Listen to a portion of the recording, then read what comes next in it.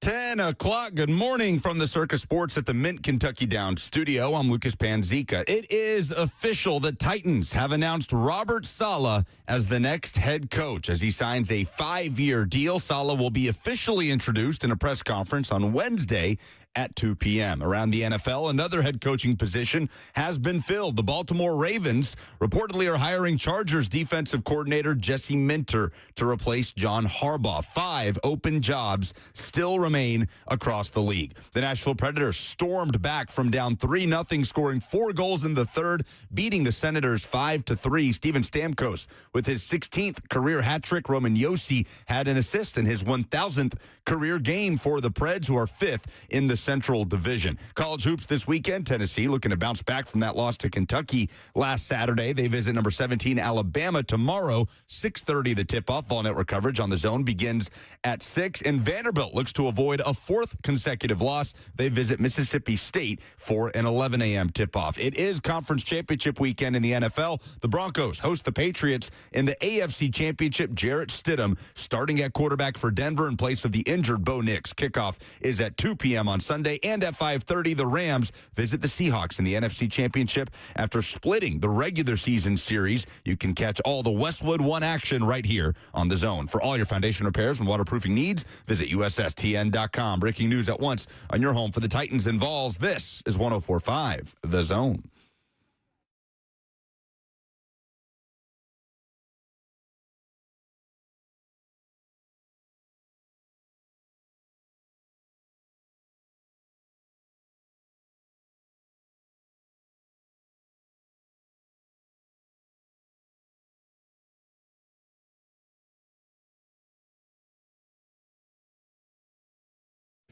So it only took, 36 hours, but the Titans finally got their coach announced. So congratulations to all. Press conference, as Lucas mentioned, on Wednesday as he addresses a previously scheduled family commitment. So he and his 8 children can be in attendance at the press conference. You also have a Ravens hire. So one more NFL head coaching job off the board. We'll get Brett Kern in here later on to pick some games. We got Coach Dave McInness to talk some football as well. We're happy to have you on this Friday morning.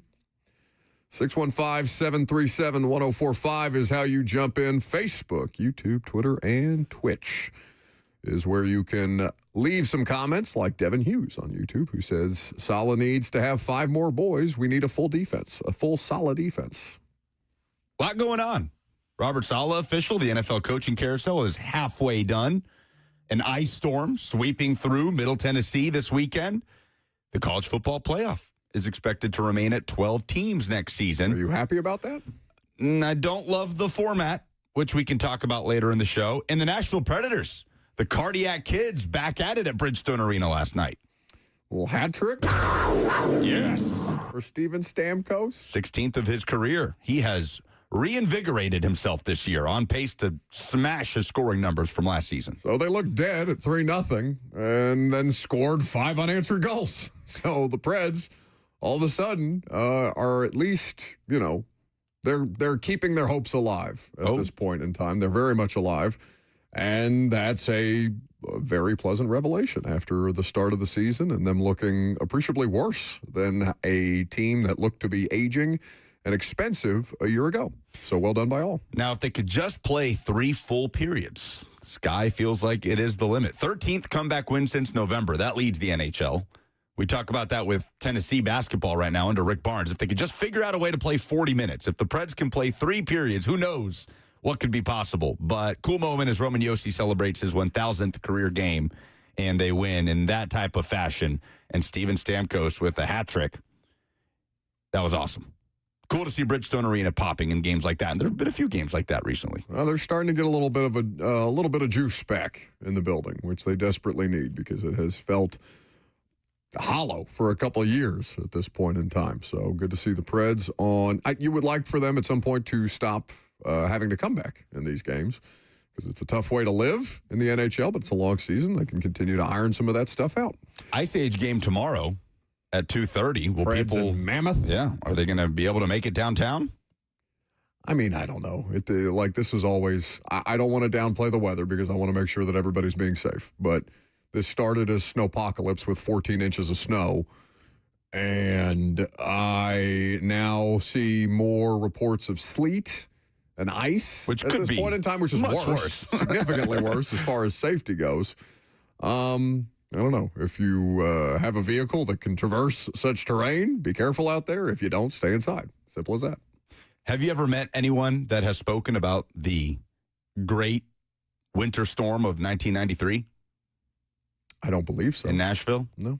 Oh, it is historic. It is legendary around these parts for all the wrong reasons. Oh, regale us of tales of old. Go ahead. You feel like it feels like you want to talk about this, so go ahead. I mean, I think that's why people get overly cautious, right? Like when dramatic events happen, like the 2020 tornado, which obviously had a tragic effect on this city and in surrounding areas, people become hypersensitive to tornado warnings, and reasonably so. I'm one of them. I think that is the case for winter storms for people that have been around since the early 90s, like my parents, who talk about that winter storm all the time. So we'll see what happens. The grocery stores have been wiped out.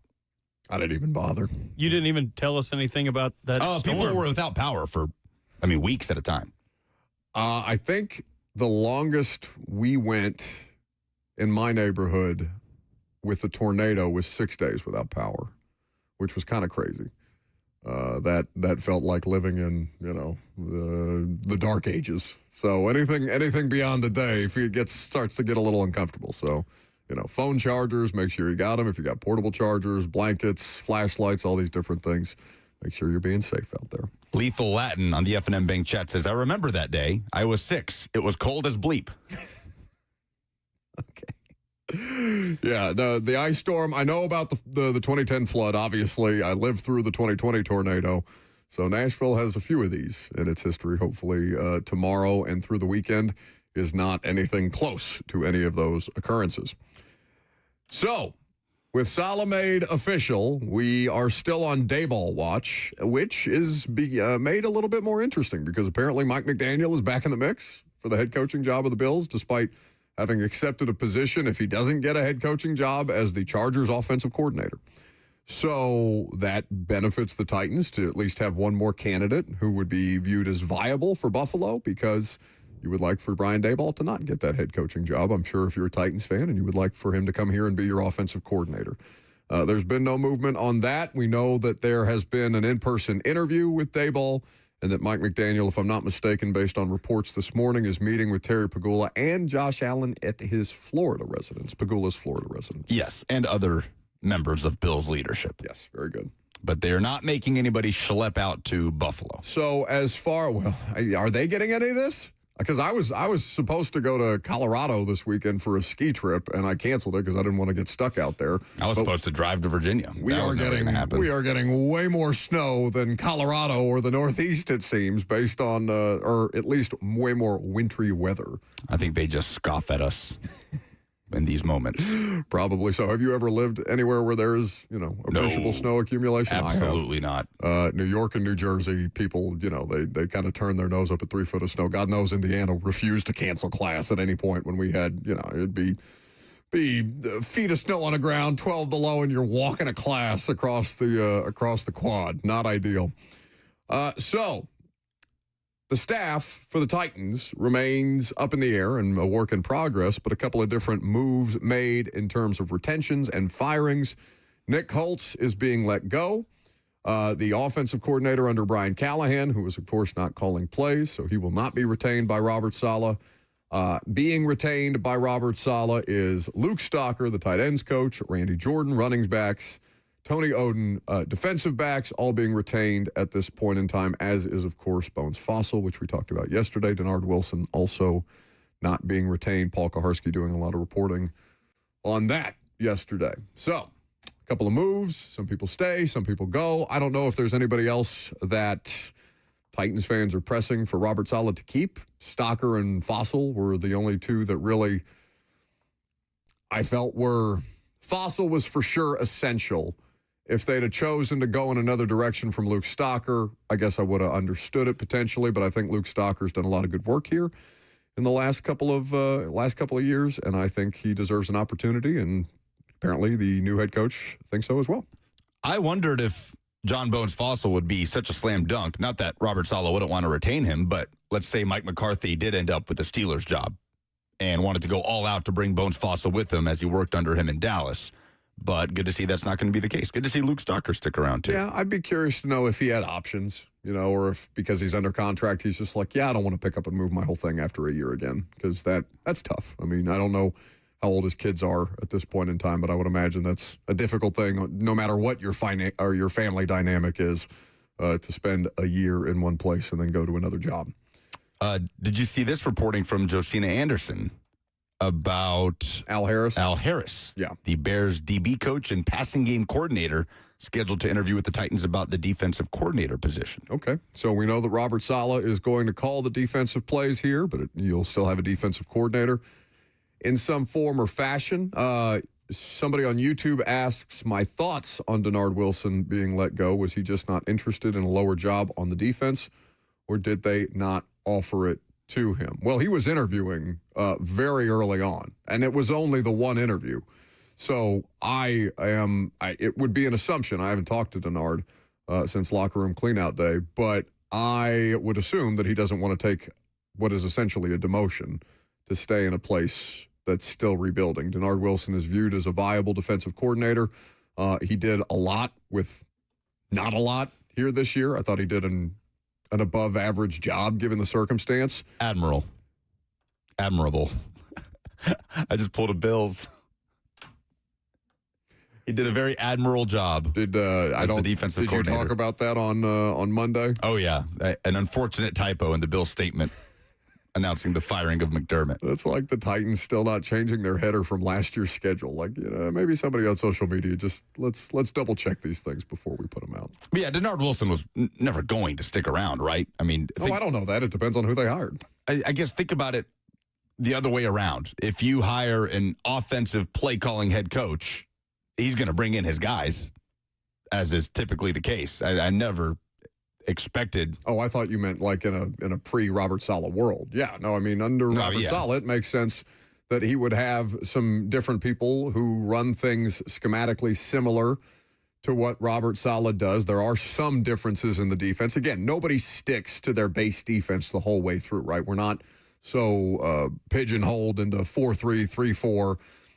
Most defensive coordinators are going to have a variety of different fronts and schemes in their bag. It just depends on what you want to operate and who you're comfortable with operating your system. It sounds like Denard Wilson would have to get up to speed on that defense. It's understandable that Robert Saleh would like to improve the defense as he sees fit right out the gate, because they could stand to improve, but like anything with the Titans, what's the biggest issue? The roster. So I'm not having any grand expectations of Robert Saleh coming in here and making this a top 5 defense right away. Even in New York, it took a season. And that 2022 draft class that was chock full of talent and was able to build around Quinnen Williams at the time made a huge difference for them as far as the star power behind that defense. So if more information becomes available throughout the course of the show, of course, we will keep you updated on that. You have headlines? I do. They're next.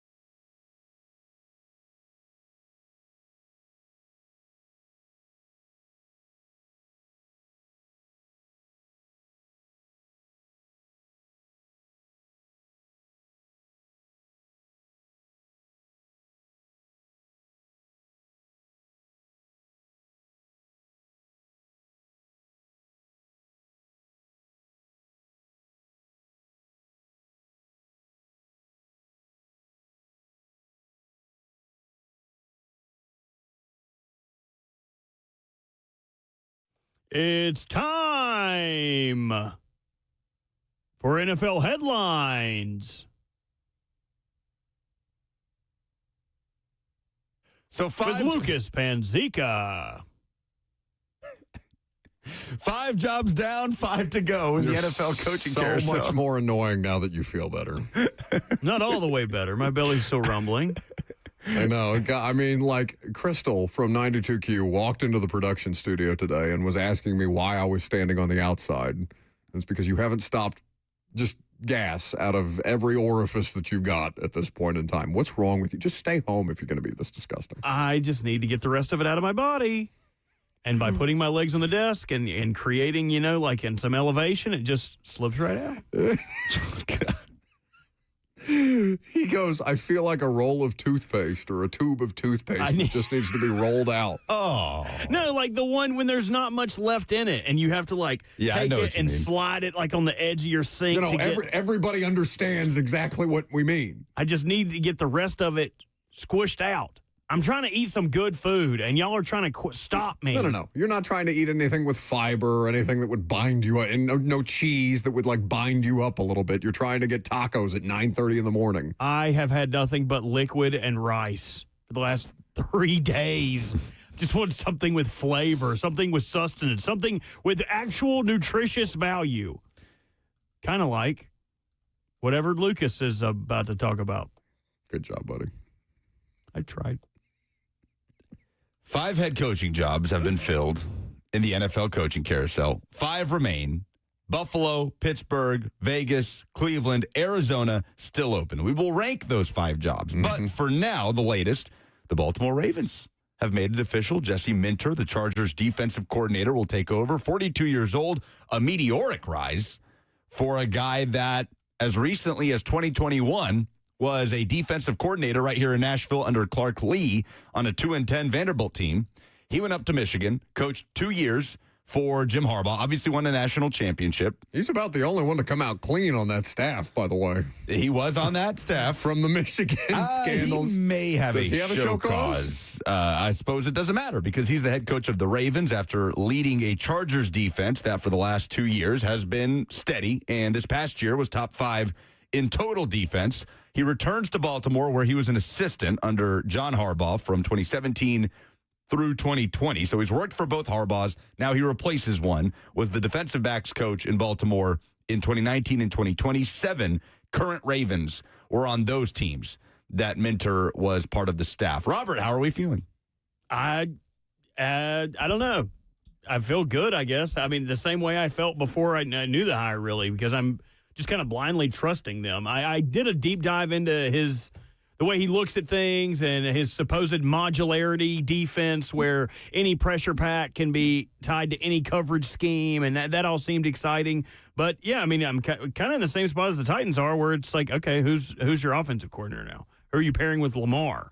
Like, I feel like I have more questions now, not bad questions, but questions nonetheless about, what's the process moving forward. But we did get a little bit of behind the scenes, a little bit of information that I'm glad someone was able to glean from this process. Oh, was there news on how Minter landed the job? There was news how Minter landed the job. Josina Anderson, exceptional work.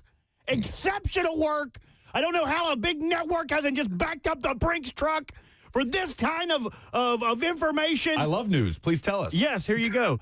A leaked source to me on why Jesse Minter got the hashtag Ravens head coach job simply, quote, hold on to your socks. I should have said that before the quote. End quote. New quote. Did a great job with the interview.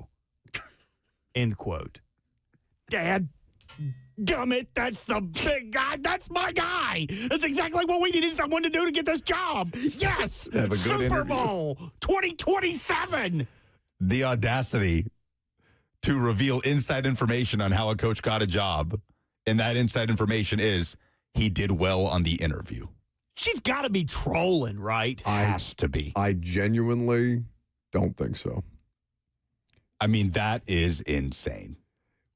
It's kind of like when somebody who's, not nearly as credible goes out there and says that I can confirm Adam Schefter's reporting about, X, Y, and Z. Like, buddy, like anybody needed that person to confirm Adam Schefter. I really don't need you to confirm Adam Schefter's report, but I appreciate your interest in participating in the conversation. Thank you for your time. Something that I do feel like is some people just want to feel involved. They want to feel like they're part of the process, part of the NFL Insider group text or whatever the case may be. Josina's been at a couple of different networks and has not lasted very. I mean, her longest stint was at ESPN, and my understanding is she was very difficult to work with. Brent Dubbs on the F&M Bank chat says she's probably going to get blackballed by the Ravens now for releasing that much insider info. That's exactly what I thought when I saw that. A piece of good information. Do you guys follow the Zodiac general manager?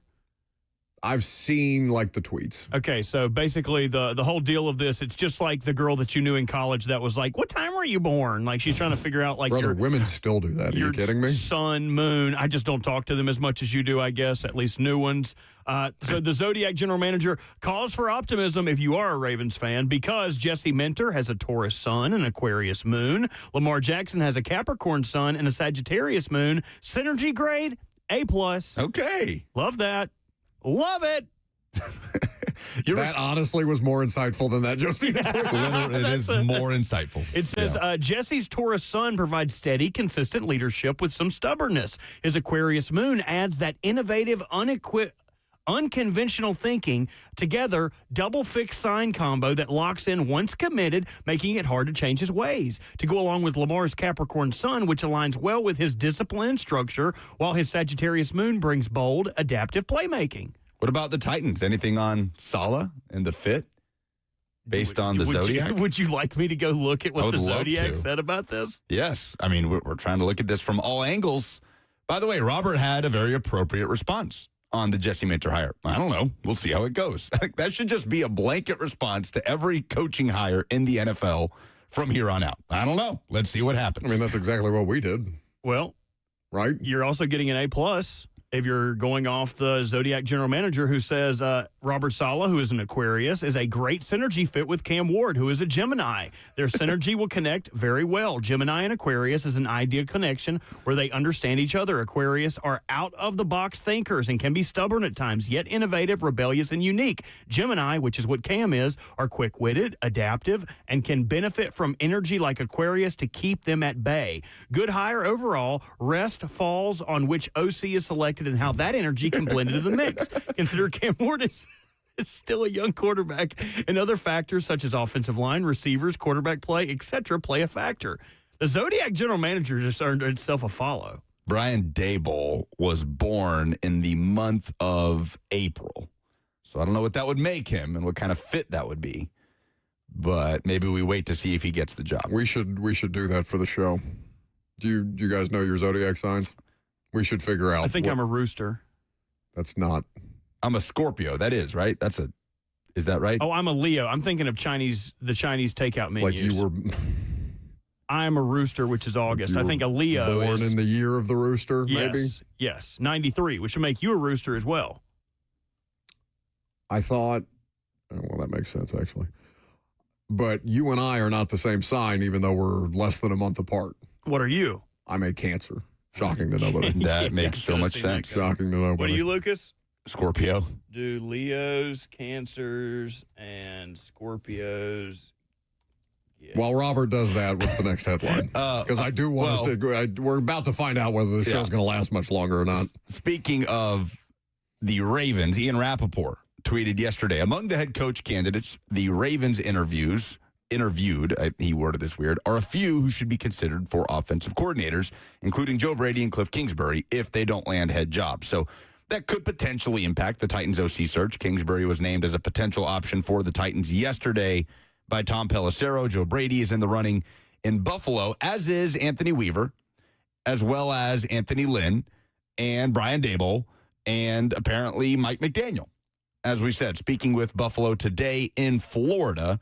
So I wonder how Bills fans feel about that. Does Mike McDaniel rise to the top as a favorite, or do Bills fans prioritize Brian Daboll's experience with Josh Allen? You want to know how Bills fans feel? You haven't seen this? I have no clue. There's a petition going around.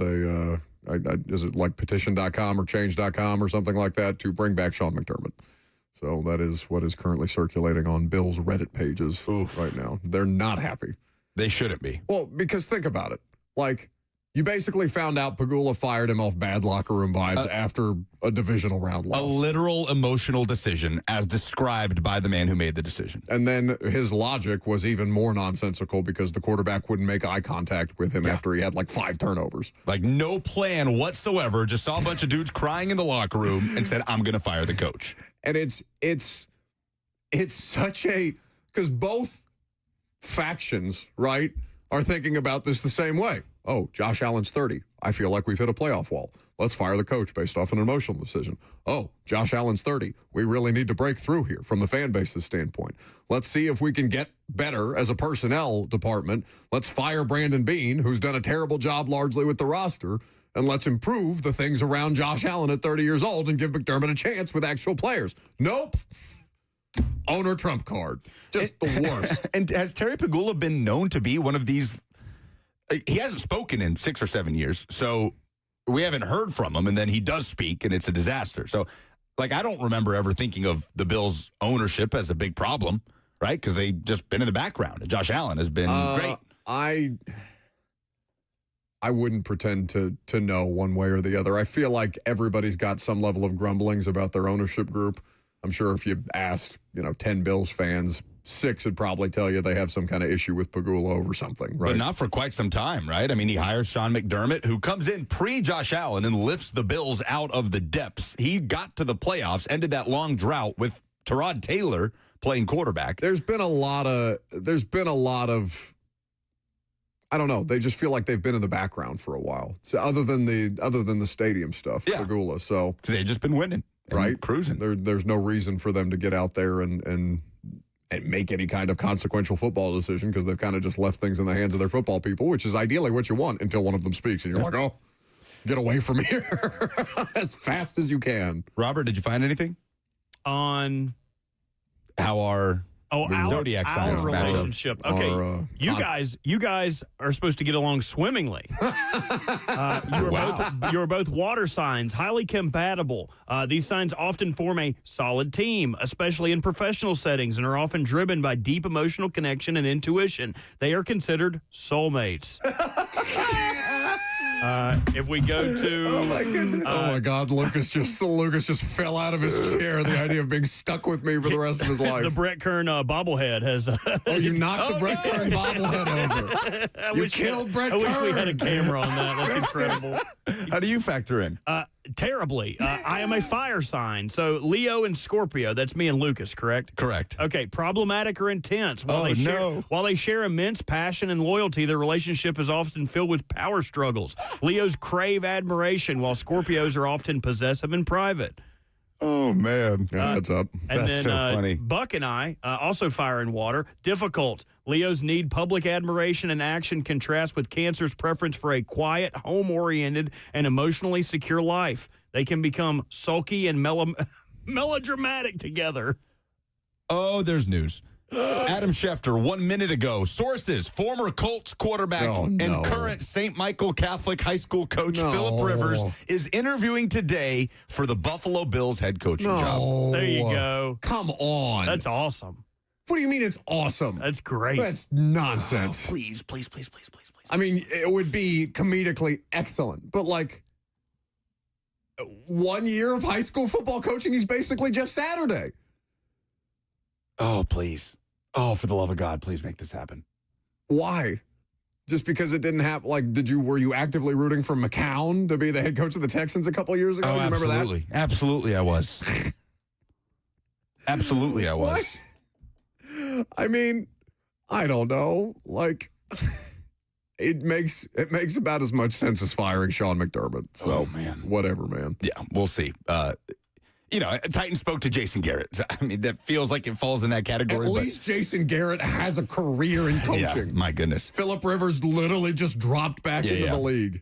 Crazy. Jeremy Fowler has dropped a few nuggets on the Titans' search for both defensive and offensive coordinator, tweeting that the Titans requested to interview Cowboys D-line coach Aaron Whitecotton for their defensive coordinator opening. Hell of a name. He was a part of Robert Saleh's staff in New York. And he's been on 3 different Saleh staffs, right? I'm not sure. I don't have his full career pulled up. And he also says the Titans have spoken to Arthur Smith about the offensive coordinator job. Pelissero did mention Art yesterday as a possibility here. All right, so as we continue to wait on the Bills and how Brian Daboll factors into that, Buffalo, despite the disaster from their ownership this week, still the best job available, right? After the Ravens job, yeah. Yeah, Ravens' job is filled. Yep. Josh Allen is Josh Allen. So Bills number one. Vegas, Cleveland, Pittsburgh, and Arizona are the other 4 open jobs. It's Pittsburgh, the slam dunk number 2 job. Stability. Vegas, Cleveland, Pittsburgh, Arizona. Yeah, you would rather work for the Rooney family than any of those other ownership groups, even without a quarterback situation. Okay, then how do the other 3 land? Nobody seems to want this Cleveland job. For as many people have backed out of interviews even or declined interview requests even. They aren't even Rooney rule compliant because of Mike McDaniel pulling his name. He was going to be their second interview. Oh, because they never got a chance to do an in-person interview with him. So they are not Rooney rule compliant. Oh, my God. Antonio Pierce about to get a call.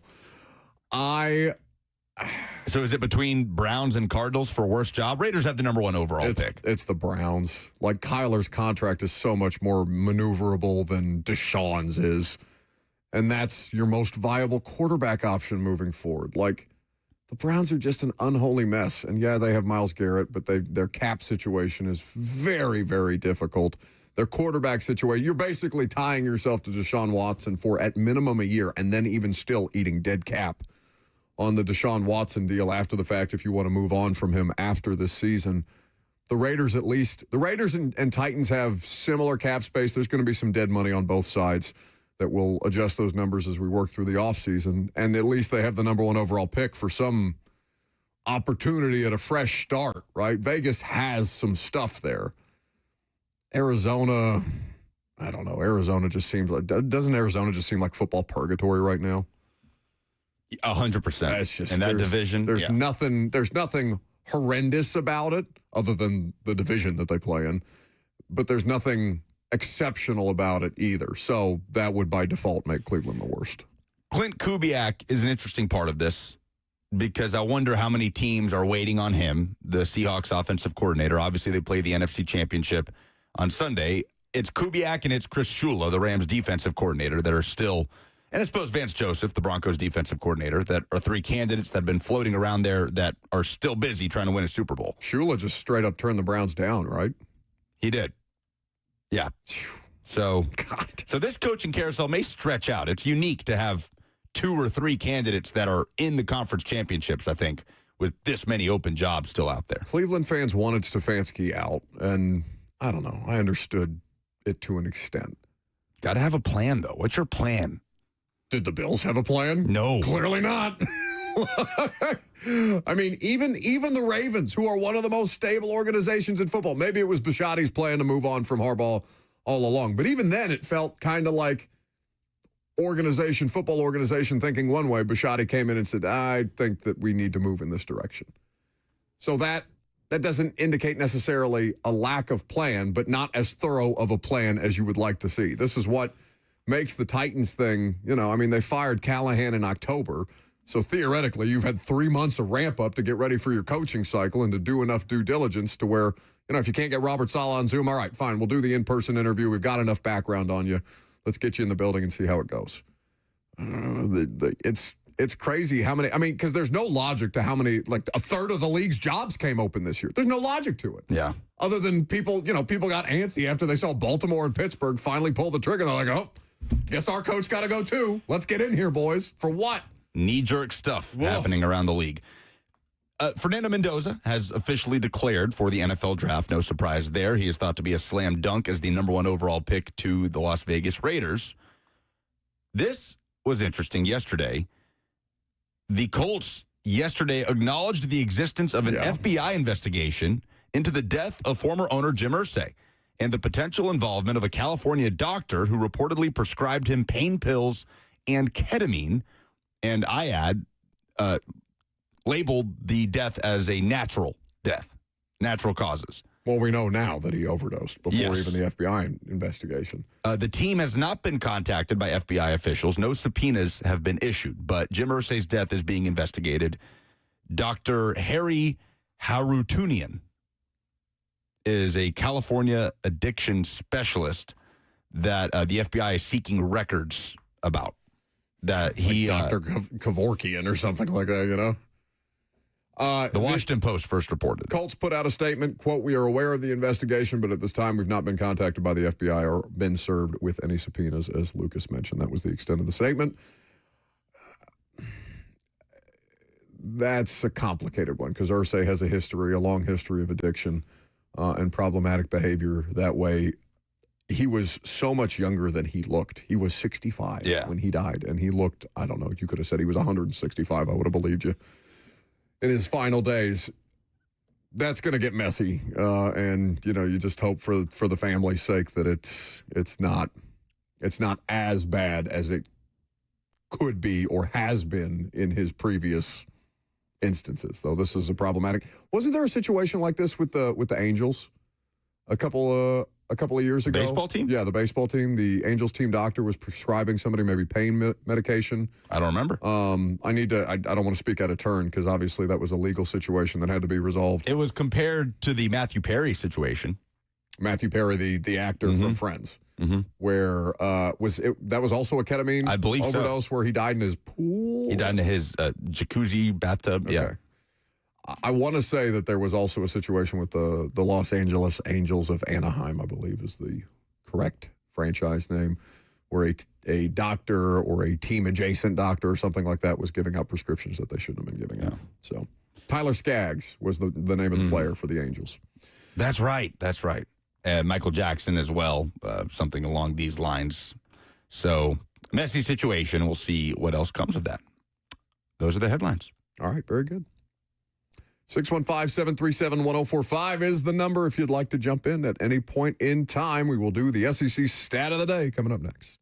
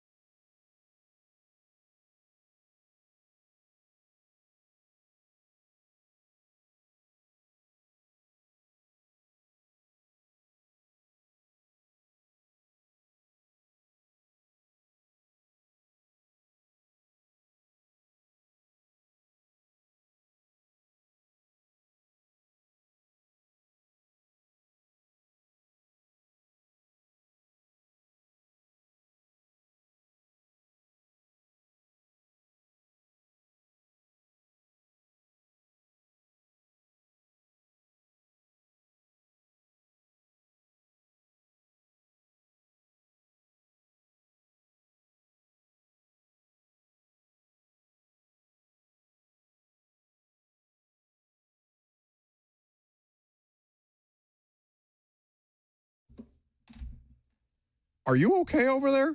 What? You are grunting and groaning and coughing and making all kind of bizarre sounds. I'm just clearing my throat. That doesn't, it all sounds very unnatural. You've completely knocked me off my flow. That's fine. Yeah, I don't like that you ruined I like how it ends really quickly and then he talks. Can we run it back? Yeah. Everybody just shut up.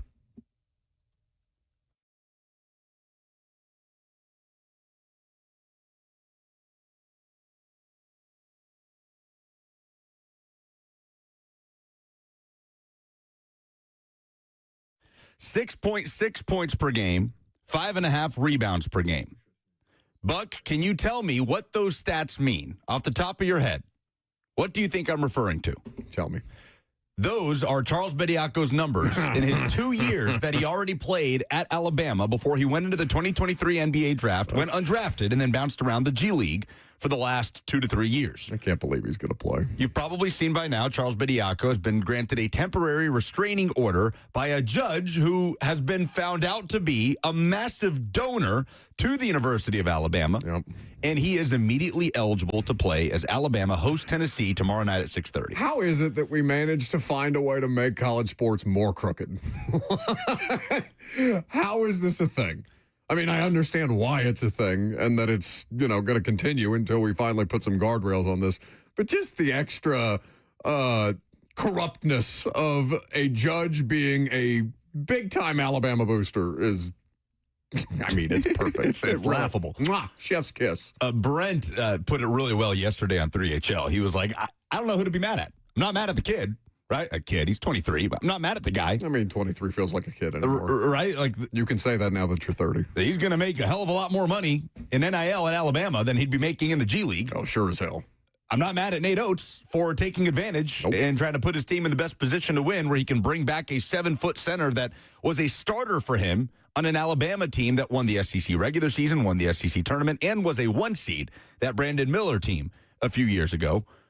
And Brent even said, I'm not mad at the judge, right, who's hooking up his program, his school. It is allowed within the construct of college athletics right now. And my big, dumb idiot sort of thought on this is because people ask, how is this allowed? How is there not something that – my idea is, okay, who is the organization that could put a stop to something like this? Supposedly the NCAA. Why doesn't the NCAA swoop in on things like this?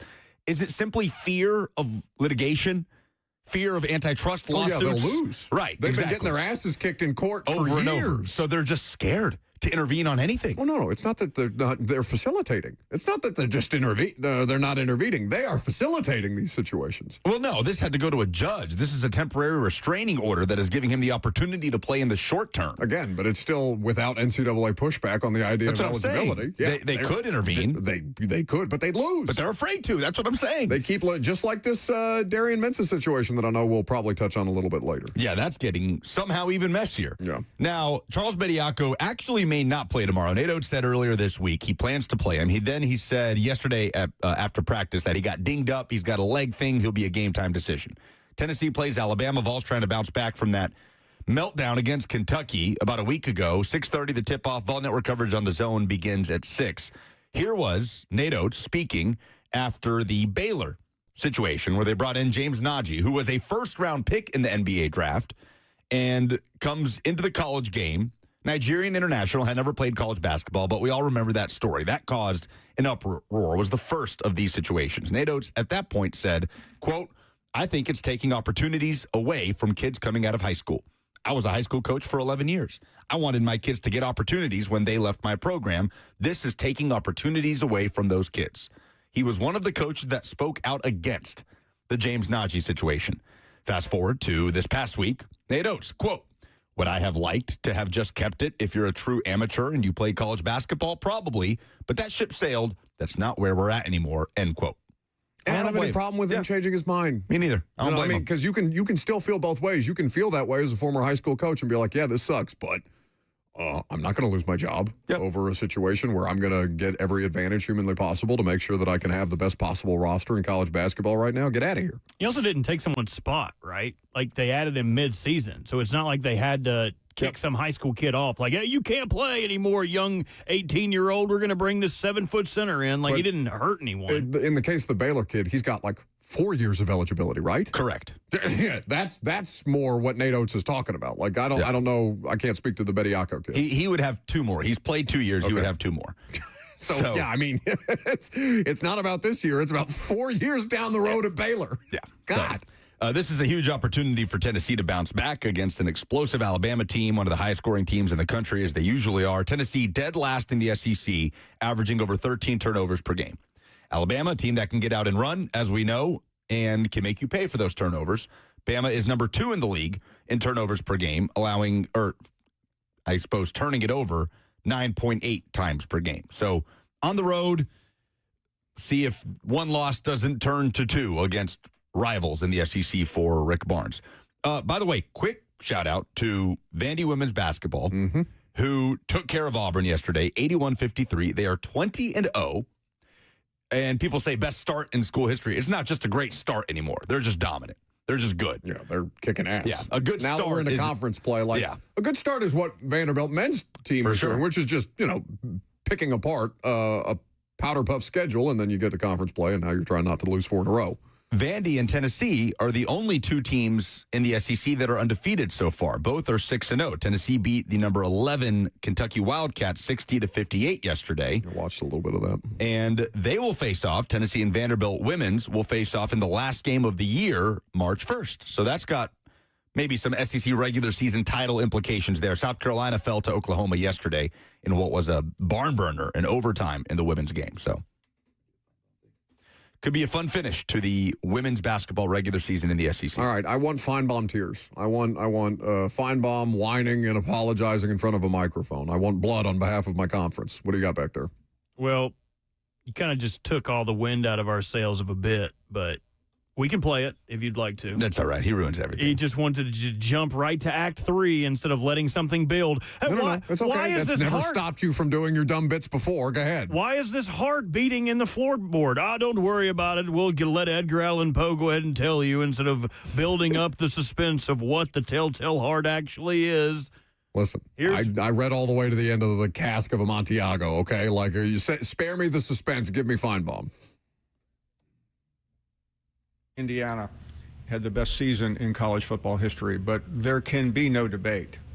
It is the greatest story in the history of the game. And what made it even more amazing is how people misunderstood what Curt Cignetti was doing in Bloomington. But let me assure you, nobody was more incorrect in understanding that process than me. Almost everything I said throughout the season about him and about Indiana was wrong, and it was an epic failure on my part. There was no question Indiana was the best team, and yes, the Big Ten is the best conference in the country. We congratulate Coach Cignetti, Indiana, and the Big Ten for an extraordinary run. I love him being the ambassador on behalf of the SEC and SEC fans everywhere. Yes, we grovel at your feet, mighty Big Ten, who have now won 3 titles in a row. That's an SEC man right there, admitting when he's wrong. The Big Ten could never. Oh, please. The Big Ten could never. Didn't he say he was going to leave the country if an SEC team didn't win the national Something like championship that. this year? That's so funny. The stuff he says now just gets funnier and funnier. I love this. What do you mean? Well, the Big Ten doesn't have to grovel and kneel at the feet of the mighty SEC because all they do is win titles now. And the SEC is scrounging around with coaches that are supposed to be coaching next year and pillaging one another for rosters and support staff and things like that and giving Lane Kiffin bonuses for playoff games. He's not coaching. The SEC is a mess. The Big Ten is here to take all your stuff. It's delightful. Proof is in the pudding. Now, he can't say it's just Ohio State and Michigan anymore. No, I mean, and Indiana, I saw, there's already starting to be way too early preseason polls and things like that. I think the most recent one I saw had Indiana at 6th. People were. Who was one? I don't remember off the top of my head. I want to say Ohio State. But I I don't know how much of a narrative shift this actually is and where reality lies, because I don't think Greg Sankey is going to take this lying down for very long. Like, if the Big Ten keeps winning titles, I don't know what level of change will be enacted on behalf of the SEC to get them back up to speed. But there's no question they're taking a backseat to the Big Ten here lately. And that's, I know that's as much a point of pride thing as it is an actual results thing, because the SEC has always been able to say, oh, no, we have the best players. We have the best schools. Top to bottom, we're the deepest conference in college football. Not anymore. The question is, who are the way too early candidates to take this back for the SEC? I think the expectations for Texas are going to be through the roof. LSU with Lane Kiffin. And, of course, Georgia returning a lot, especially with Gunnar Stockton at quarterback. What are the expectations for Lane Kiffin in year one? The portal class is ridiculous. Yeah. Certainly. Is that immediately national championship in year one? At the very least, playoff. No, yeah. He's got to win a couple of playoff games. He needs to be coaching in a semifinal game at bare minimum for what he's got. It's not unfair. Playoff will look slightly different in 2026. About that in a little bit. Well, in fact, we can talk about that coming up next. There is some news on the college football playoff format. We will have Coach Dave McInness of Titans Radio in the second hour as well. What do we have to give away for Friday Fire at 11:45? Some more Rascal Flats tickets. Oh, very good. At 11:45, think about what you want to submit for your Friday Fire, the moment of positivity that you had this week. 615-737-1045 is the number. I'm Buck Rising. It's 1045 The Zone.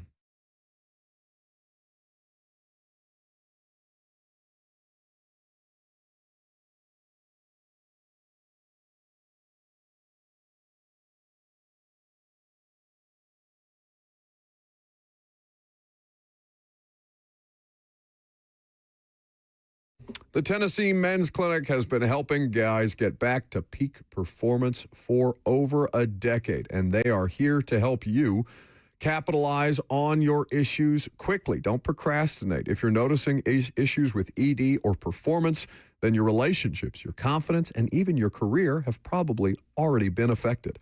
Online folks promise convenience and discretion, but their treatments are generic and some even unsafe. Guys, no more excuses. The Tennessee Men's Clinic is the state's first men's health-focused urology practice.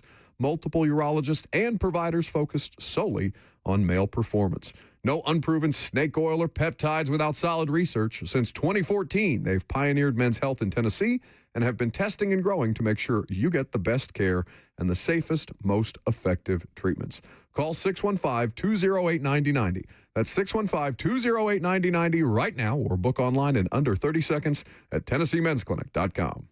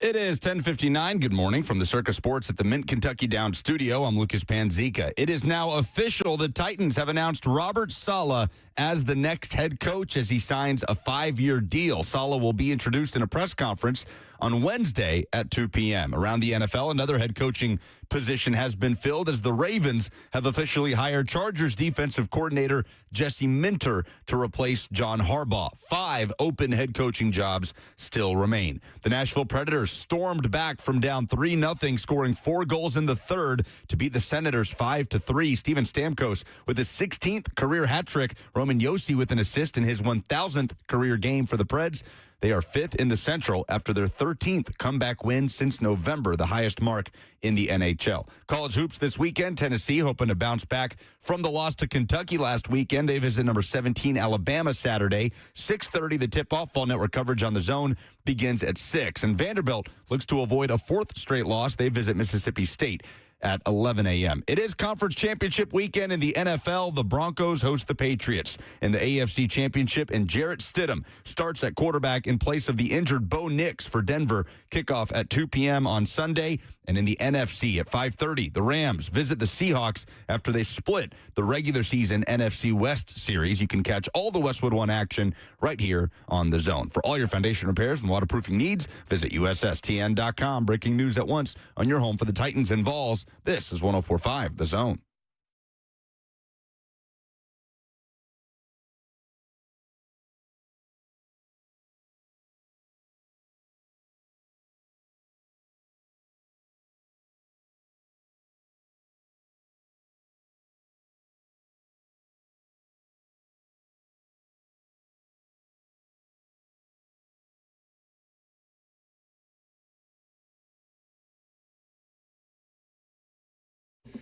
We thought we might get an expanded college football playoff after this most recent one concluded with Indiana winning the championship, but expansion talks have stalemated, at least in the immediate, and the college football playoff is expected to remain at 12 teams for the upcoming season.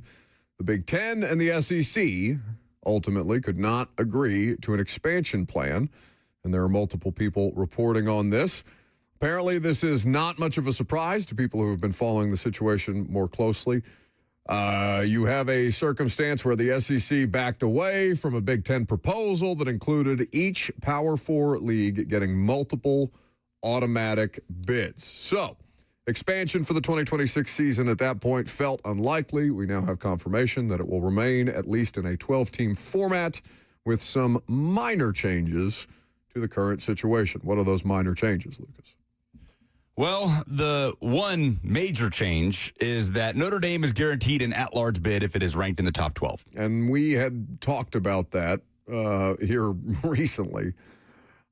How do we feel about Notre Dame being guaranteed an automatic bid whilst not having to join a conference? Not good, because under the format that will be applied in 2026, also auto bids go to each Power 4 champion. So if this format were applied to 2025, Duke and Notre Dame would have been in the college football playoff. Now, that would do one positive thing if we're to apply it to this past playoff. And James Madison, as you know, as much as you respect what they did this season, would not have been in the playoff over Duke. Good. Right? Would that have made for a better game? Duke versus Oregon versus JMU versus Oregon? I don't know. Maybe. Probably. Darian Mensah. But that was a big red flag in this playoff, was having those two G5 teams play basically invitational games as, quote unquote, 2 of the 12 best teams in the country. But Notre Dame would have been in, which means Miami would have been out. I hate this. I hate this because what we had this past year had the perfect weight, the perfect level of importance on the regular season in my mind. The regular season mattered when Miami got in over Notre Dame, regardless of the path it took to get there with the weekly rankings and the pivot that the committee made. At the end of the day, what happened in the regular season mattered directly to who got in and who was left out. And the team that got in made it all the way to the championship game and was a Carson Beck interception away late, a touchdown away, we'll say, from winning the national championship. So I despise the idea that under this same format, Notre Dame would have been the team that's in, and Miami would have been left out despite having that head-to-head. And I despise the fact that there is this acquiescing happening to Notre Dame, who, by the way, has a pathetic schedule in 2026. They continue to have a considerable amount of weight in these negotiations, and they have some level of trump card, whether their television numbers and ratings are as good as you think they should be to carry this kind of weight, whether you think they should be forced into a conference or not at this point in time. They continue to be able to hold out, essentially, and force their way into an automatic bid situation despite having a clear and obvious advantage over everybody else who's competing for the remaining 12 or 11 spots at that point in time. I kind of go back and forth. I'm in principle with you that a situation that would exclude Miami, like this year's Miami team, is the wrong decision. I do like that we're finding solutions to weed out the JMUs of the world. With all due respect, I think they should have an entirely different playoff for those kind of programs. A group of 5 playoff would be great. There's something to the idea that Notre Dame historically matters as much as any college football program out there, and that deserves some level of acquiescing to, but not to this extreme. This feels extreme, right? Notre Dame is one of the most historically great programs and powers in college football. They are not as irrelevant as people want to make them. I saw Cam Newton on television this morning screaming about Notre Dame hasn't been relevant in years. They were just in the title game last year, Cam. So it's not like it hasn't been years. They haven't won one in a while. All right, Notre Dame homer. I'm just saying. What do you have to say for your football team? You beat me. I'm just saying I don't think that they should be catered to so extremely. But I understand why they are being catered to an extent. Who else can say that their favorite team was in the national championship 2 years in a row? Go Irish. Buck Rising. The worst. Notre Dame's schedule in 2026. They open with Wisconsin at Lambeau Field, neutral site. Which sounded like a better game a couple of years ago when that was probably scheduled. But. Wisconsin went 4-8 last year. Week 2, they play Rice. Rice went 5-8. They're not losing to last season. Week 3, Michigan State, who went 4-8 last season, fired their coach. Week 3, Purdue, who went 2-10. Week 4, at UNC, who went 4-8. Will be year 2 of Bill Belichick. Then they play Navy, who went 11-2. Then Miami, who went 13-3. That'll be a rematch. Then they play Boston College, who went 2-10. SMU, who went 9-4. Syracuse, who went 3-9. Stanford, who went 4-8 before they finished the season with BYU, who was 12-2 and in the Big 12 championship last year. No USC, of course. That rivalry has been put on pause, I suppose, for the very foreseeable future. It's like Indiana-Kentucky basketball a couple of years ago because Cal got butt hurt. I mean, it's just stupid. So here is a tailor-made path to the college football playoff for Notre Dame. Find me 3 losses in there, man. I'm struggling to find 2. They've done dumb stuff like lose to Marshall a couple of years ago and stuff like that, or what was it, NIU? NIU. Yeah, they have done this in their past, so it's not unthinkable, right? And certainly they would be dragged for it publicly, especially since they've done all this hemming and hawing about their exclusion from the playoff this year. Like I said, I don't agree with it. I get why some people who are historically college football people would go this path. It also just makes it feel like we're still in this stuck in the mud place in college football. Like, all right, we'll just do this in 2026, and then we'll worry about the future later. Greg Sankey has publicly supported the 16-team model. Big Ten Commissioner Tony Petitti has said he would only agree to that if Sankey would commit to a 24-team field after 3 years. It's like the two most important parties here are so far apart. Yeah. And it just doesn't feel like we're anywhere close. Meanwhile, I think the majority of college football faithful are sitting around like, no, this is fine. We're good. 12 is great. It's perfect. It just worked out. It works. And I don't mind the 4 auto bids for the 4 power conference champions, as long as they're not, I would like auto top 4 seeds. Yeah. Like, I kind of like the idea that Duke versus UVA would be for a spot in the playoff. I could get over a 7-5 Duke team getting into the playoff for those stakes, right? Because what's the alternative? James Madison gets thumped by Oregon. But it's just how far away we are from any sort of definitive future plan with this is so frustrating. Well, and this is the most leverage that the Big Ten commissioner is ever going to have, right? Because his conference is dominating the college football playoff at present. And so why would he give an inch to Greg Sankey? If you want to be viewed as peers and not Greg Sankey above all other college conference commissioners, well, then you're going to try and carry a big stick, even if you historically haven't had one here. I mean, this tells you where things are. That's a mess. ESPN imposed a deadline of December 1st. Paid for commissioner. For the playoff to determine its format. The SEC asked for an extension, which was granted until today.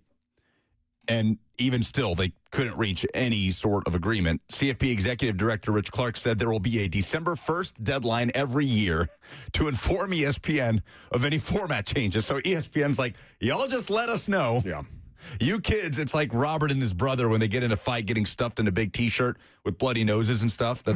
He's talked about this, right? What? Whenever he and his brother, he's talking. When he and his brother would get in a fight and they would both be bloodied up, his parents, please. What? What are you talking about? Like when you... Are you talking about the... How did your parents solve conflicts between you and your brother? Well, it would depend if they would want us to fight or not. If we were already fighting... After fighting. Okay, yeah. If we had been fighting and had been beating each other up or whatever, they had a big shirt that was like big enough for both of us to fit in. So we had to share like the head hole, and then each of us got one arm out the side, and you basically had to like sit in that shirt together until you could behave, and then they would let you take it off. And it was the same shirt every time. So there's like dried blood, dirt. And sometimes you'd be fighting in the shirt, or you'd be like throwing haymakers around the side, one armed. Like really sneak them in there, dude. Like, yeah, I love this guy so much. Come here, brother. Video of this? Yes. Oh, what I would give to see this young Robert sharing a shirt all bloodied up. Oh, well, I'm sure there are pictures. I'm sure my mom has pictures somewhere. So somebody on YouTube says modern college football sucks, and I disagree. I don't think it's ever been better, but I think their constant need. This reminds me of, this is a reference to a show maybe not all of you have seen, but there's a show out there called The League. There's a character in The League called Ruxin. Yes. It's a fantasy football show, and Ruxin's thing is that he tinkers with his fantasy lineup too much, that he overthinks his fantasy lineup, and ultimately the tinkering ends up undoing him. They are over-tinkering with college sports to the point where they have some things that work really, really well here, but their constant, incessant need to tinker with it is going to ultimately create more problems than it solves. We need to take Greg Sankey and Tony Petitti and put them in a shirt. Stuff them in a big old shirt and say, you don't get to leave until you figure out what the hell the college football playoff is going to look like for years down the road. Why is it just Greg Sankey and Tony Petitti? Because the Big Ten, those are the two money conferences. They need those two to come to terms first and foremost, and everybody else gets like input, but they don't get to decide the way that the other two do. I feel like there should be a mediator between those two. Like it's Notre Dame. And Notre Dame's mediation is let us in. Problem solved, boys. But I fight that inner battle to the point of the YouTube commenter. Like, this sucks. This can't go on. It just can't be like suck. this. No, but the product is awesome. But that's what I'm saying. But at the same time, that's on one hand. Like, we all are in agreement. This is not sustainable. And then on the other hand, this is awesome. Yeah. And we're just all keeping up with it. And, which quarterback is going to go where in the transfer portal? And it's a mess, but you can't take your eyes off it. But you have to understand, one, the vast majority of people, you are in the minority. And I understand that this is the part of the country where more people would care about it than not. But the vast majority of people don't care about the administrative stuff. They just care that there's a football playoff and that they get to be entertained by football, and however the football gets to them, that's fine. They don't pay attention to this stuff. Well, but they pay attention to the transfer portal and where is Josh Hoover going to go? Where's Sam Levitt going to go? Where's Brendan Sorsby going to go? Like, that affects every conference, every fan base in the country one way or another, whether it's your team or a team that you're facing or somebody that suddenly your team has to outbid. Yeah, but I'm talking about this stuff. Yeah. I'm talking about the general state of it. Like, none of it is sustainable, and we all are in agreement it can't go on like this, but we're all so thoroughly entertained by it. Why can't it? I mean, I'm inclined to agree with you, but, like, what's your biggest reason? Why can't it just continue to be this? This is excellent. This is the most entertaining college football's ever been. It is, by definition, sustainable this way. If it's just going to continue to be awesome, the ratings are outrageous. There's got to be a breaking point somewhere. Like, we can't have quarterbacks continuing to sign these mega $1 million deals and then try to pull out and get into these messy legal situations where a temporary restraining order has to be granted and judges get involved. Well, yeah, that's the part of the process. It's just going to take a long time. Like, we have to set precedent for what is and is legal precedent on what is and is not allowed in the contracts or the deals or the agreements that NIL is creating. And the transfer portal situation is an entirely different problem, but you have to start somewhere, right? Right now, it feels like they are trying to problem solve on 10,000 different fronts. And rather than directing their focus on one specific problem at a time, which I feel would be the more judicious way to go about this, because it's going to take a decade to get this thing more manageable, right? And I know people don't like that, and most people will complain about it, and then they'll sit down and they'll watch the college football playoff, and they'll be delighted and forget all about it. The problem is, sure, yeah, and the entertainment value is absolutely still there. But the problem is, there is no hope. There is no light at the end of the tunnel in terms of solving these problems. No, but there is. Any one of these problems. This Mensa thing is huge because they are currently trying to figure out, again, setting legal precedent. We are now, it's just going to take somebody like Duke putting their foot down and being like, no, we're not a feeder team. We just won the ACC. You're not going to take our quarterback just because.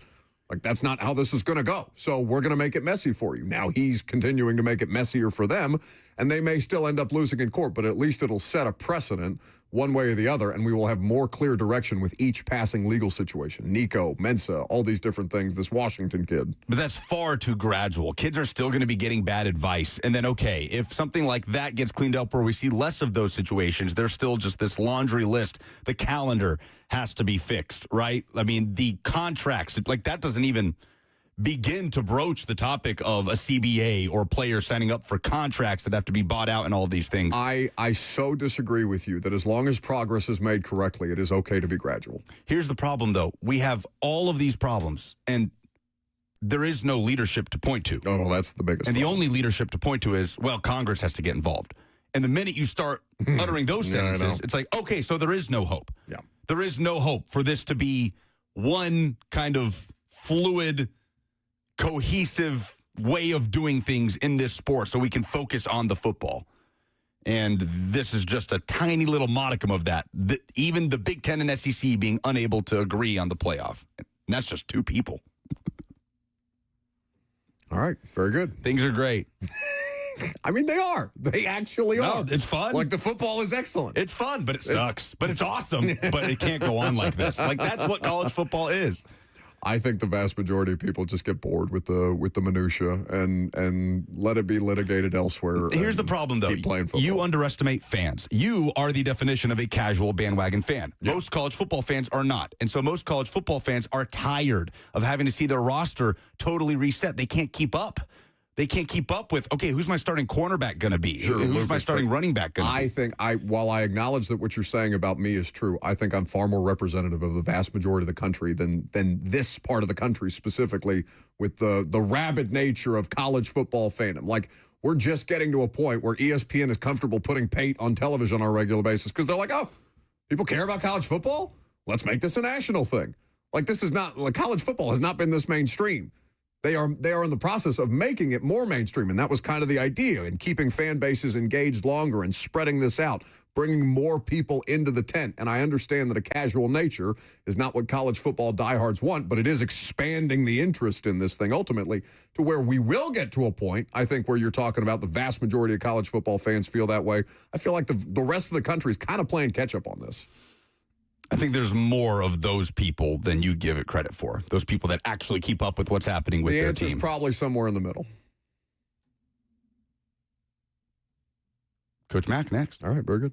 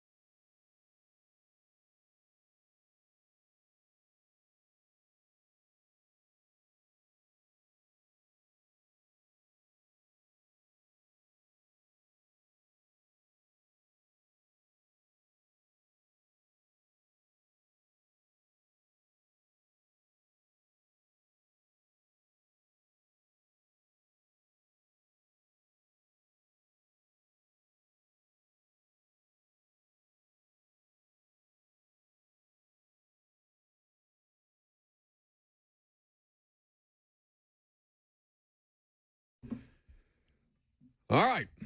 The Titans officially have named a new head coach. Robert Saleh made official yesterday. I told you the press conference would be later. It's scheduled for next Wednesday at 2 p.m. So I'll obviously be there, and we will see if Blaine and Zach are able to carry it live or have to do it on delay, whatever the case may be.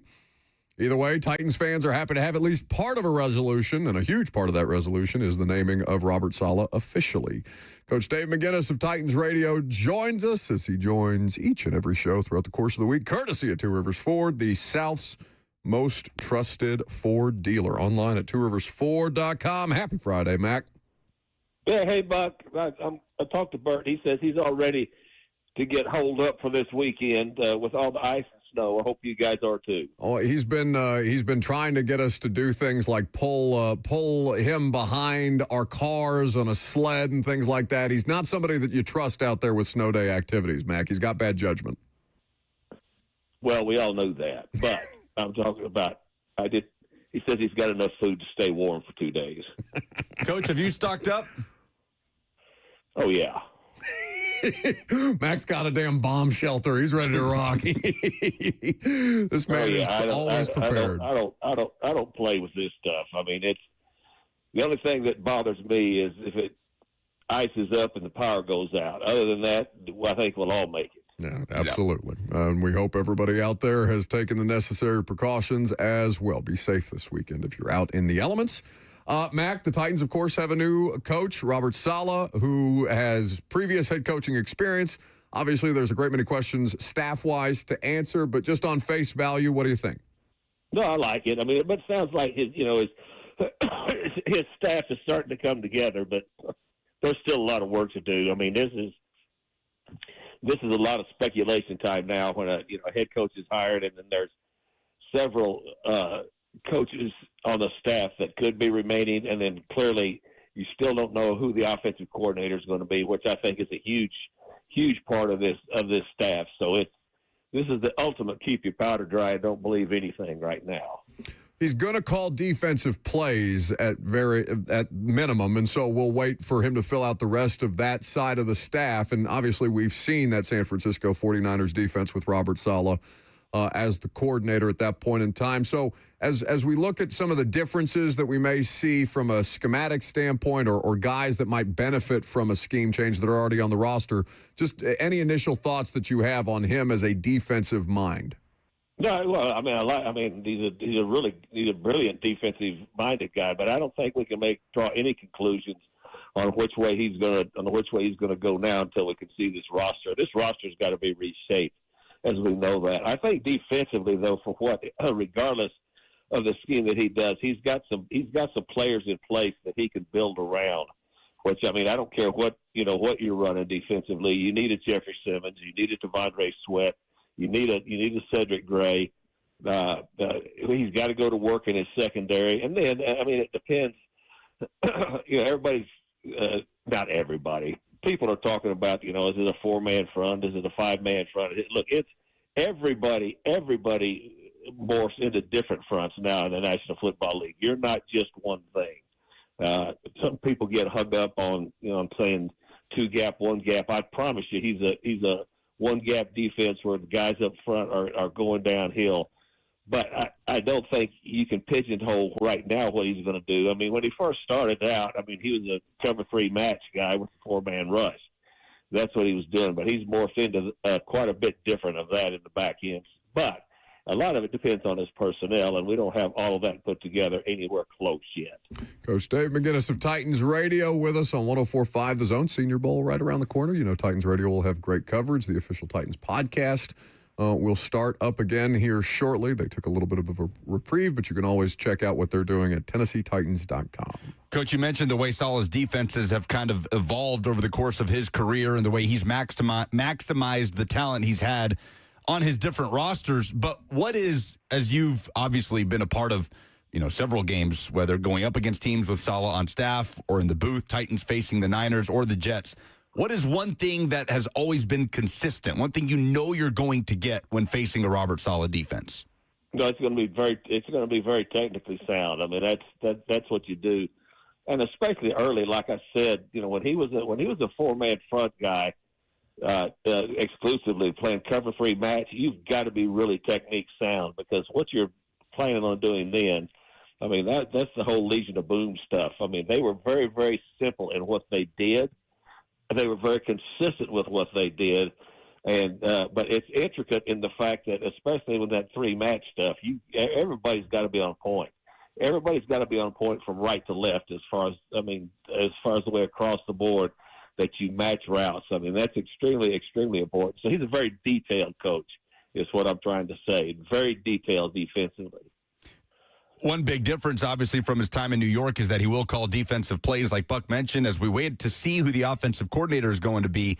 I am curious, Coach, for a head coach to call defensive plays versus calling offensive plays, what are some of the differences in the cadence of a defensive play caller and just how much, I guess, space that occupies or time that occupies as opposed to being an offensive play caller? Are there any big differences there as a head coach taking on those duties?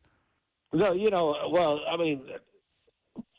just structurally, offensively, the defense is reacting to what you're putting out there. So defensively, I've called a lot of defenses in my time. The thing that you have to do is you have to be ready to pivot at any moment. Offensively, you control the tempo of the game. Defensively, depending on how you match up, you can take control of the game back, but you have to be very judicious with your calls as far as to what's going on. But as far as staying in tune with the game, you got to have really good people that are also helping you. I mean, there's got to be anytime you're a head coach. I don't care whether you're calling the offense or the defense or being a game administrator. I mean, administration of the game is extremely, extremely important, and that is something that you have to learn to work through.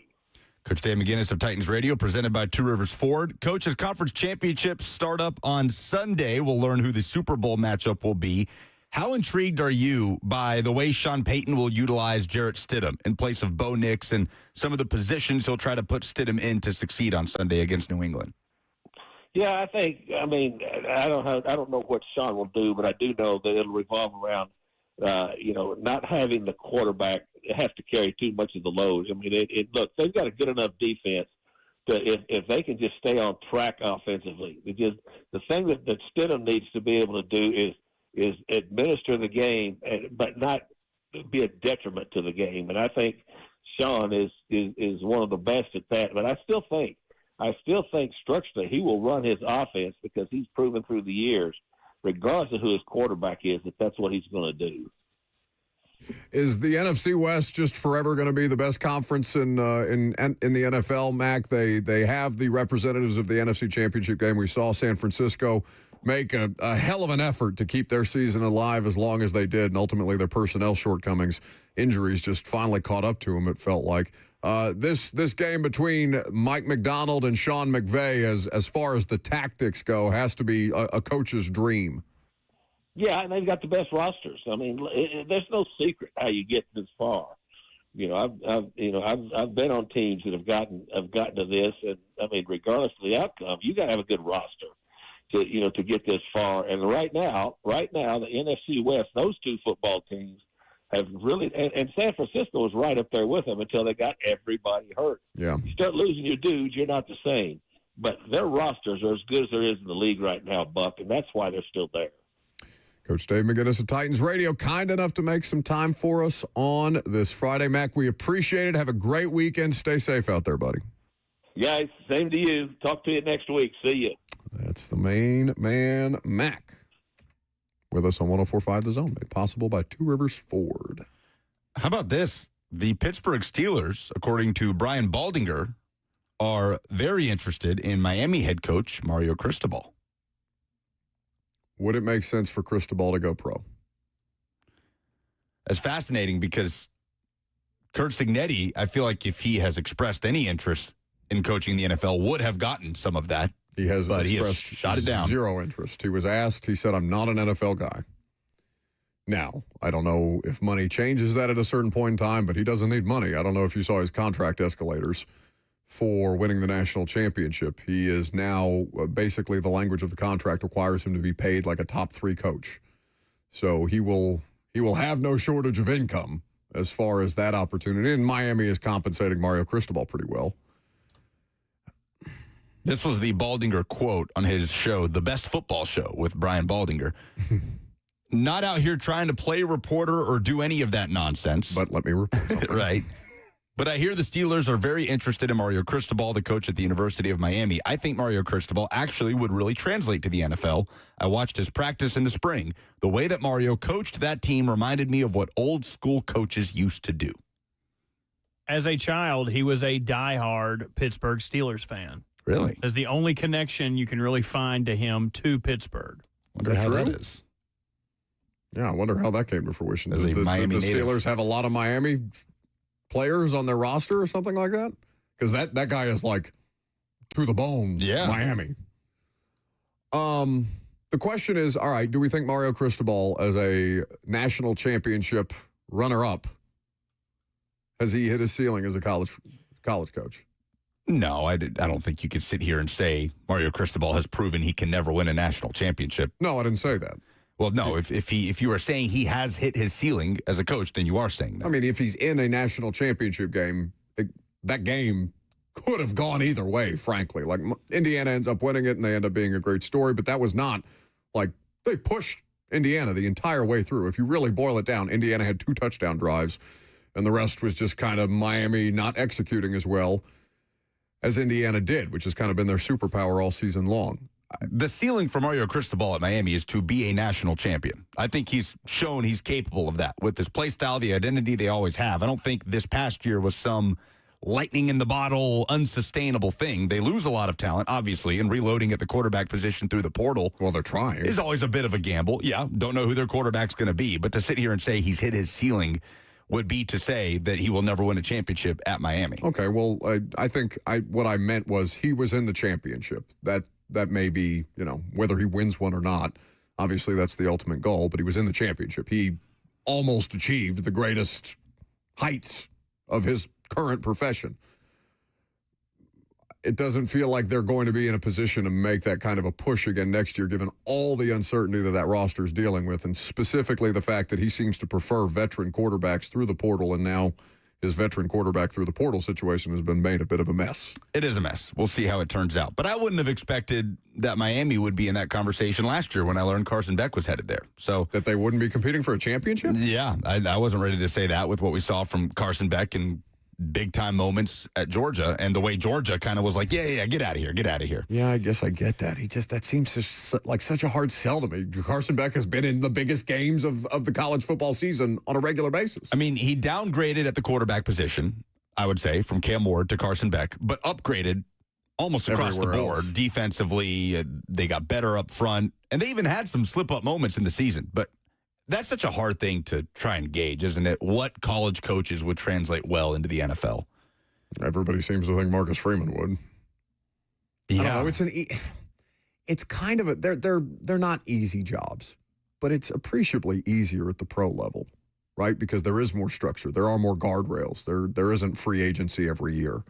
There isn't NIL squabbles. You have to, you have far more leverage in contract situations as pro personnel front offices than you do in the state of college football right now. I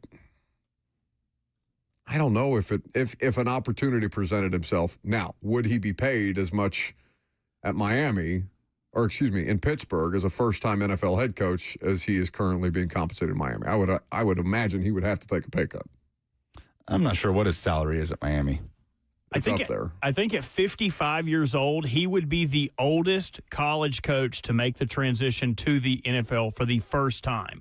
So Tom Coughlin was 49 when he left Boston College to go to the Jacksonville Jaguars. Tom Coughlin has felt 65 my entire life. Pete Carroll went from USC to the Seahawks at 58, but he had already been in the NFL, right? So does that impact it at all at 56? Like, how prone are you, like old dog, new tricks? Yeah. How willing are you to change coaching style, preparation style, all of those things to do it at the NFL level and potentially take a pay cut? He makes just over $8 million a year. I think Pittsburgh could. Oh, yeah, they could probably bring that up. Yeah. Now, Miami could very well lock him into a contract extension, and this could be the end result of the whole situation as Mario Cristobal extended at Miami into the double-digit $1 million annual salary number. He should be. They should. Probably, yeah. He deserves it. But, he's done a great job with them. Man, the NFL coaching carousel has been nuts, and it's followed up this insane college football coaching carousel. Wouldn't that just be a cherry on top of it? Oh, and here's the head coach of the runner-up in the national championship game gone to the NFL. Well, your beloved Dan Orlovsky, Robert, who I know you have great respect and admiration for, immediately, when asked about the Steelers' opening, said Marcus Freeman on national television. But that doesn't seem to have legit legs based on Marcus Freeman at every turn doubling down on the idea that he wants to be the Notre Dame coach. Who would be more likely in that situation, Freeman or Cristobal?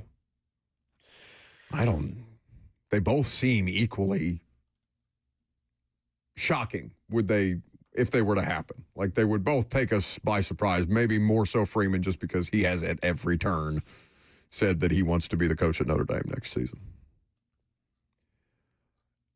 Is it a good thing for Titans fans that Brian Daboll did his in-person interview but is not the head coach of the Buffalo Bills?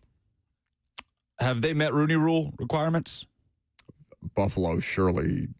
Have they? Anthony Lynn and Anthony Weaver. And Anthony Weaver, yes. In person? I believe so, but I would need to double check that. I think that's correct. They would have had to have done so pretty and Mike quickly. McDaniel is today, so. That does count. Not theoretically, it does count. So if they are not Rooney Rule compliant, they are very soon about to be. And I guess technically already are, since they're hosting Mike McDaniel today. I think they already Terry are. Pagula's Florida residence. Supposed to talk to Grant Udinsky, the Jags OC, on Sunday. So we'll see if it drags through the weekend or if they decide one of these guys they don't want to let leave the building. I guess Daboll probably has left the building. I doubt he's just hanging out in Buffalo, although he is from Western New York. I don't think you want to spend more time there. You went to Buffalo, right? 1 year? Yeah. There's nothing in Buffalo. It was in September, so it was that Monday night game. And that was really nice. It was beautiful. Yeah. The leaves were just starting to change. That's the best that Buffalo is, but it's still, it was rainy, if I recall. It was a dreary weekend. Nothing in Buffalo. That's just not, other than the falls. And even then, you got to go to the Canadian side. The Phillip Rivers is, like, what is even the appeal right now? Just the proximity to the game? Like what is Phillip Rivers going to? Well, I don't want to discount Phillip Rivers' ability to offer Josh Allen some level of quarterback knowledge that few other people could right now, given Phillip Rivers' standing. But what does that do to? I mean, I don't know. I guess maybe just because he's leapfrogging all the other things, I'm just like, I mean, this seems kind of not gross, but just not real. It shouldn't be real. Like, I feel like you should have to have some level of coaching experience at least some level of the NFL before you just immediately get vaulted into head coaching conversations. The Eagles interviewed Bobby Slowick today for their offensive coordinator job. That was the only known request for Slowick, right? We talked about that a couple of days ago. Yeah, he's been brought up as a potential candidate here, but I haven't seen anything that says when and if the Titans are going to interview him. Maybe we should revisit his viability, because remember, he got canned because him and C.J. Stroud weren't really seeing eye to eye. They had a shouting match, and now it's like C.J. Stroud can't even hold a bucket of water and chew gum and walk at the same time. Like, maybe Slowick wasn't the issue. Maybe it was C.J. Stroud. He's on the sideline trying to squirt the Gatorade, and it's just missing his helmet. It's like he's squirting his teammate. He squirted it the wrong direction. I think it was Manungai, maybe? It was a Bears player. Yeah, I think that's right, because it was... or maybe Manungai was the one that was laughing at him, but there was like a mic'd up video of a Bears player squirting the water outwards. Manungai did it, and Odunze was on the bench laughing at him. Maybe Luther Burden, but yeah. Maybe Luther Burden. I did see that. No, that's C.J. Stroud. He's like squirting it into somebody else's mouth while he's intercepting the water. Yeah. Well, I know you didn't feel well yesterday, but we did have some level of that conversation. So you just pulled a Lucas. It's okay. Some say pulled a buck. You were feeling. I digress. No, I promise you, the rate that it happens to you, far greater than anybody else, I would argue, on this radio station. Percentage of words said in front of a microphone without actually listening. Oh, the extremism with this guy. Yeah, When did you guys talk about it? How did you talk about it? We literally said it within the. In fact, I think Lucas brought it up. So you're doing to Lucas what he does to us. He said that maybe Bobby Slowick is not as guilty as we have maybe initially been led to believe. I'd say his stock has gone up, despite the fact that he hasn't called a single offensive play since his time in Houston. And only had one interview. Let's get him back in here. Make the AFC South spicy again. You've got Saleh versus Cohen.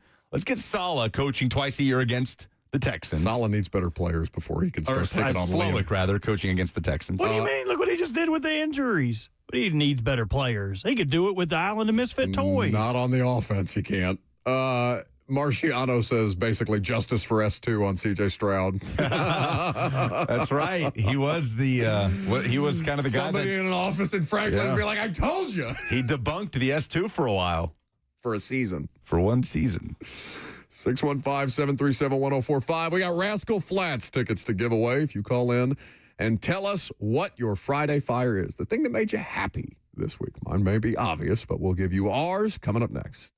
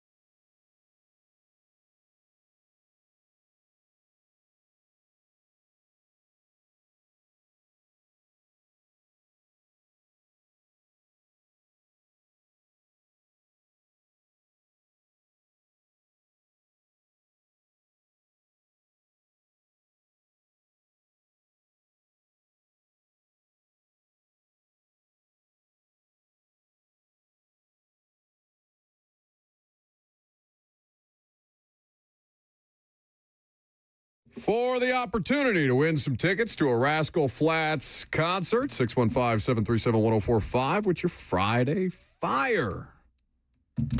Let us know. We'll give you ours. Mine's easy. I have not stopped watching Indiana National Championship content on TikTok, on Instagram, to see some of the highlights on TV after being there in Miami on Monday night. Really cool way to re-experience one of the coolest sporting events. That's probably the coolest sporting event I've ever been to in my life, and I've done some pretty cool ones over the course of the last 10 years. But there's nothing that's going to have the kind of feel-good or more feel-good than that. Pretty easy one. Yeah. Again, what do you have to say for yourself? Oh, shameless. Yes. Correct. Yeah, no, I apologize to no one for being a complete and total bandwagon fraud, but I'll do it again. My Friday Fire is Fernando Mendoza, who we know is a LinkedIn guy who posted the fact that he won the Heisman Trophy on LinkedIn. He's done it again. He's so good. This was yesterday, he posted on LinkedIn, Monday night, my teammates and I had the honor of raising the national championship trophy and bringing a CFB title back to Bloomington, Indiana for the first time in history. With the guidance of our coaches and the unwavering support of Hoosier Nation, our band of brothers made the unbelievable believable. Here is what winning a national championship taught me about B2B sales. In parentheses, he says, kidding, ... kinda. Number one, believe in yourself. 4 years ago, I was a 2-star recruit playing high school football 30 minutes from Hard Rock Stadium with the dream of playing at the highest level. 2 days ago, I became a national champion in that same stadium, surrounded by the family who never stopped believing in me. Number two, take the risk. When it's 4th and 5 at the 12, go for it. Number three, remember who got you there as he thanks teammates, coaches, support staff, and so on. And not only did he post that on LinkedIn, but he changed his profile picture to the open to work graphic as he's about to be the number 1 overall pick in the draft to the Las Vegas Raiders. Fernando Mendoza is my Friday Fire. We could have theoretically made all three of ours Friday Fire because you see what they did for Kurt Cignetti on Google, right? Yeah. The whole line at his introductory press conference was that he said, Google me, I win. And so Google changed the thing above Kurt Cignetti's name to say, yep, he won. He won. Fernando Mendoza might be one of my favorite college football players of all time. He's great. That guy rules. Boys, it is shaping up to be the elitist of all elite weekends that you have ever had, at least that I've ever had, since living in Nashville. Let me paint you a picture. Cheyenne works at a hotel downtown. Because hotels do not shut down, they are asking her to stay in the hotel all weekend so she can be available to work. Yes. That means that I will have the house all to myself to walk around in my undies. I can go out in the back porch in my boxers, smoke a little cig. You do that now. Go back upstairs. But there's no one to tell me to stop. No one to tell me pick. This isn't your time. Slow down. You answered the door butt-ass naked for a pizza guy one time. Let the man give his Friday Fire. Did anybody interrupt him for his Friday Fire? You can turn his mic down. You have the power. And also, you don't even know the pizza man story. You don't even know you're talking out of the side of your mouth. You don't even know the context. The only reason I answered the door for the pizza guy naked is because I told Cheyenne on the directions of Uber Eats, leave it at the door.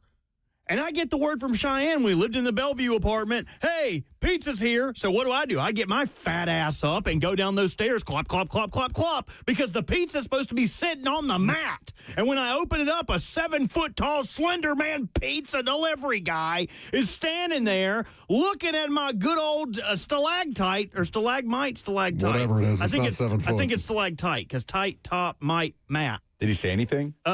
Wow. No, he did not. That's impressive. Holy crap, dude. Bet your girlfriend's happy. No, he didn't say anything. He just stood there.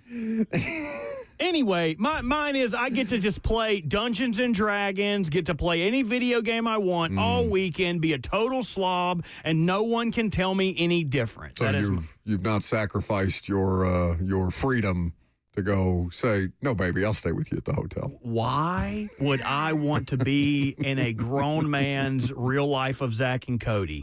I can't ride those things around. It's like a place of business. I don't get free food when I go there. It is literally like my mom and stepdad owned a garage when I was a kid, and that was the lamest place to have to go with your parents to be. I had a room set up in the parts department where I had a little TV. I plugged in my Nintendo, and I played Donkey Kong all day. That was the only cool thing to do there, because otherwise you had to sweep up the cat stuff that they use to soak up oil and whatnot. So no, I'm not going to work with Cheyenne. 0% chance. She can go over there and work. And then send me some pizza money. 615-737-1045. What's your Friday Fire for the opportunity to win some Rascal Flats tickets? Really good prize. Tucker is in Hermitage. Well, guys, something that made me happy this week is that the Titans retained the best special teams coordinator in the NFL, in John Bones Fossil, and I just think that's one of the best decisions they could have made this offseason, next to the head coach, and, of course, most important being the OC. It's a really good submission. Remember to stay on hold for the opportunity to win those tickets. We'll talk about the Titans keeping Bones with Titans legend Brett Kern here in just about 10 minutes from now. Adam is in Antioch. Yeah, I'm glad my wife just come home from the hospital today. Really good news. What you got? His wife came home from the hospital. Oh, okay. Well, we're glad to hear it. Sorry, I misheard on the front end. We hope everything's okay. Love that. Yeah. Glad she gets to be home and warm and cozy during this weekend. All right, very good. Hopefully everything was okay that caused her hospital trip. He's the exact opposite of mine. Yeah. I'm happy that Cheyenne has to stay at work, and he's like, please bring her home. You're not even married yet. Like, imagine what his Cheyenne voice is going to sound like. I mean, you basically are. You lived together for how long at this point? The entire time we've ever been together. We technically did not start dating until she moved in with me. What? Fantastic. Yeah, she got a job on a yacht club in Florida and was leaving, and I was like, baby, what if you just stay and moved in with me? And then she did. Her from working at a yacht club in Florida? Well, she was paying half my mortgage. It was awesome. Oh, that's why. I told her I was renting for 3 years. She just kept paying it. Bob is in Dixon. Yes, at my appointment at the Tennessee Men's Clinic, when they tested my testosterone, it was above normal, so I was very happy. Okay, very good. Congratulations, Bob. Bob, high tea. All right. Who do you want to give it to? Oh, no, we got one more. All right. Cody in Nashville. Hey, guys. So I actually got to meet the Lucas Panzica last week when he did an ESPN Plus broadcast. So my Friday Fire is to my man, Lucas Panzica. I went back and watched the broadcast whenever he did this broadcast at Western Kentucky University versus Kennesaw State. My Tops, they kind of crapped the bed that game, but it was okay because that broadcast was on fire for Lucas Panzica, looking like a stud over there in that nice-looking suit and just absolutely crushed it. So, Lucas, my Friday Fire is for you, man. I would have believed all of that until you said he wore a nice-looking suit, because famously he looks not very good in a suit. Great to meet you, Cody, says the man in the pink salmon jumpsuit, and that's what he calls fashion. It's okay. We'll get you tailored at some point, buddy. There is... Stop looking like you work in Office Space. Something about... buddy, you look like you found your stuff in the trash. Like, I don't know if that's what fashion is in 2026. Maybe in fact, it is. I could very well be behind. Something about Cody's call. Yeah. I can't really place it. You didn't like Feral Bob? Like I said, I he would is have gone. going to jump Agnes's bones this weekend. Did you hear him? The Tennessee, that's Adam and Andy. Oh, you mean Bob with the high tea? Tennessee Men's Clinic got Bob feeling brand new. Bob said, "How old were you, Bob?" Bob told me offline. 67. Oh, wow. That dude is pumping. Look at that. Oh, I still think you should go to Cody. Yeah. But I'll let you guys decide. Brett Kern, you want to be the... You want to be the decider? No, he Brett said doesn't definitely want not. any part of this. He's literally washed his hands of this conversation. Congratulations to Bob with the high testosterone. Yeah! He's going to Rascal Flats. Adam's wife came home from the hospital this week. Oh, God, that's right. I think Adam should get the tickets. Well... Congratulations, Adam! Yeah. Yay! Hey, sorry, Bob. Okay, very good. Glad it still Fake works. Brett Kern next.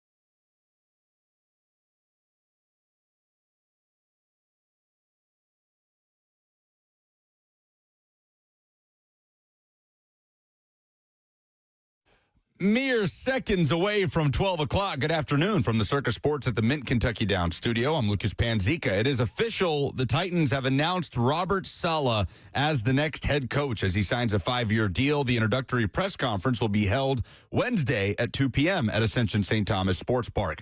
Around the NFL, another head coaching position has been filled. The Ravens have officially hired Chargers defensive coordinator Jesse Minter. 5 open jobs still remain. The Predators stormed back from down 3-0, scoring 4 goals in the third period to beat the Senators 5-3. Steven Stamkos, his 16th career hat trick, leading the comeback. Roman Josi with an assist in his 1,000th career game for the Predators, who are 5th in the Central Division, taking on the Mammoth tomorrow at 2:30 at Bridgestone Arena. College hoops this weekend. Tennessee hopes to bounce back from the loss to Kentucky last weekend. They visit number 17 Alabama. That is a 6:30 tip-off Saturday. All network coverage begins on The Zone at 6 p.m. And Vanderbilt looks to avoid a fourth straight loss as they travel down to Mississippi State for an 11 a.m. tip tomorrow. It is Conference Championship weekend. In the National Football League, the Broncos host the Patriots in the AFC Championship. Jarrett Stidham will start in place of the injured Bo Nix for Denver. Kickoff is at 2 p.m. on Sunday. And then at 5:30, the Rams visit the Seahawks in the NFC Championship.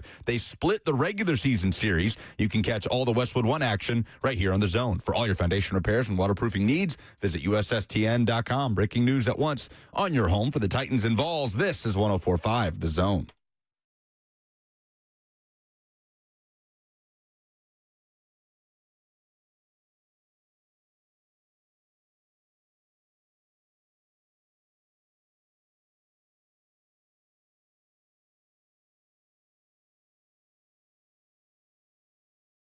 Brett Kern is here, which always makes us happy. Good to see you, buddy. Happy Friday. What's going on? Not much. We've got a coaching staff, kinda, sorta, to talk about. We got, I guess, the most important part to get rolling with. I don't know if you have any initial thoughts on the hiring of Robert Saleh being made official just yesterday. Yeah, I like it.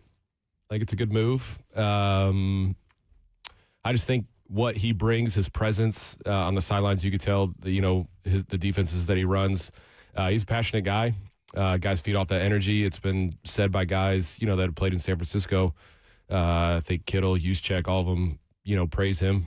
And you can just tell that guys feed off his energy. And obviously he'll put a staff together a little bit here, a little bit there. It just takes time. Obviously there's other moving pieces, with other coaches. But, I like the hire.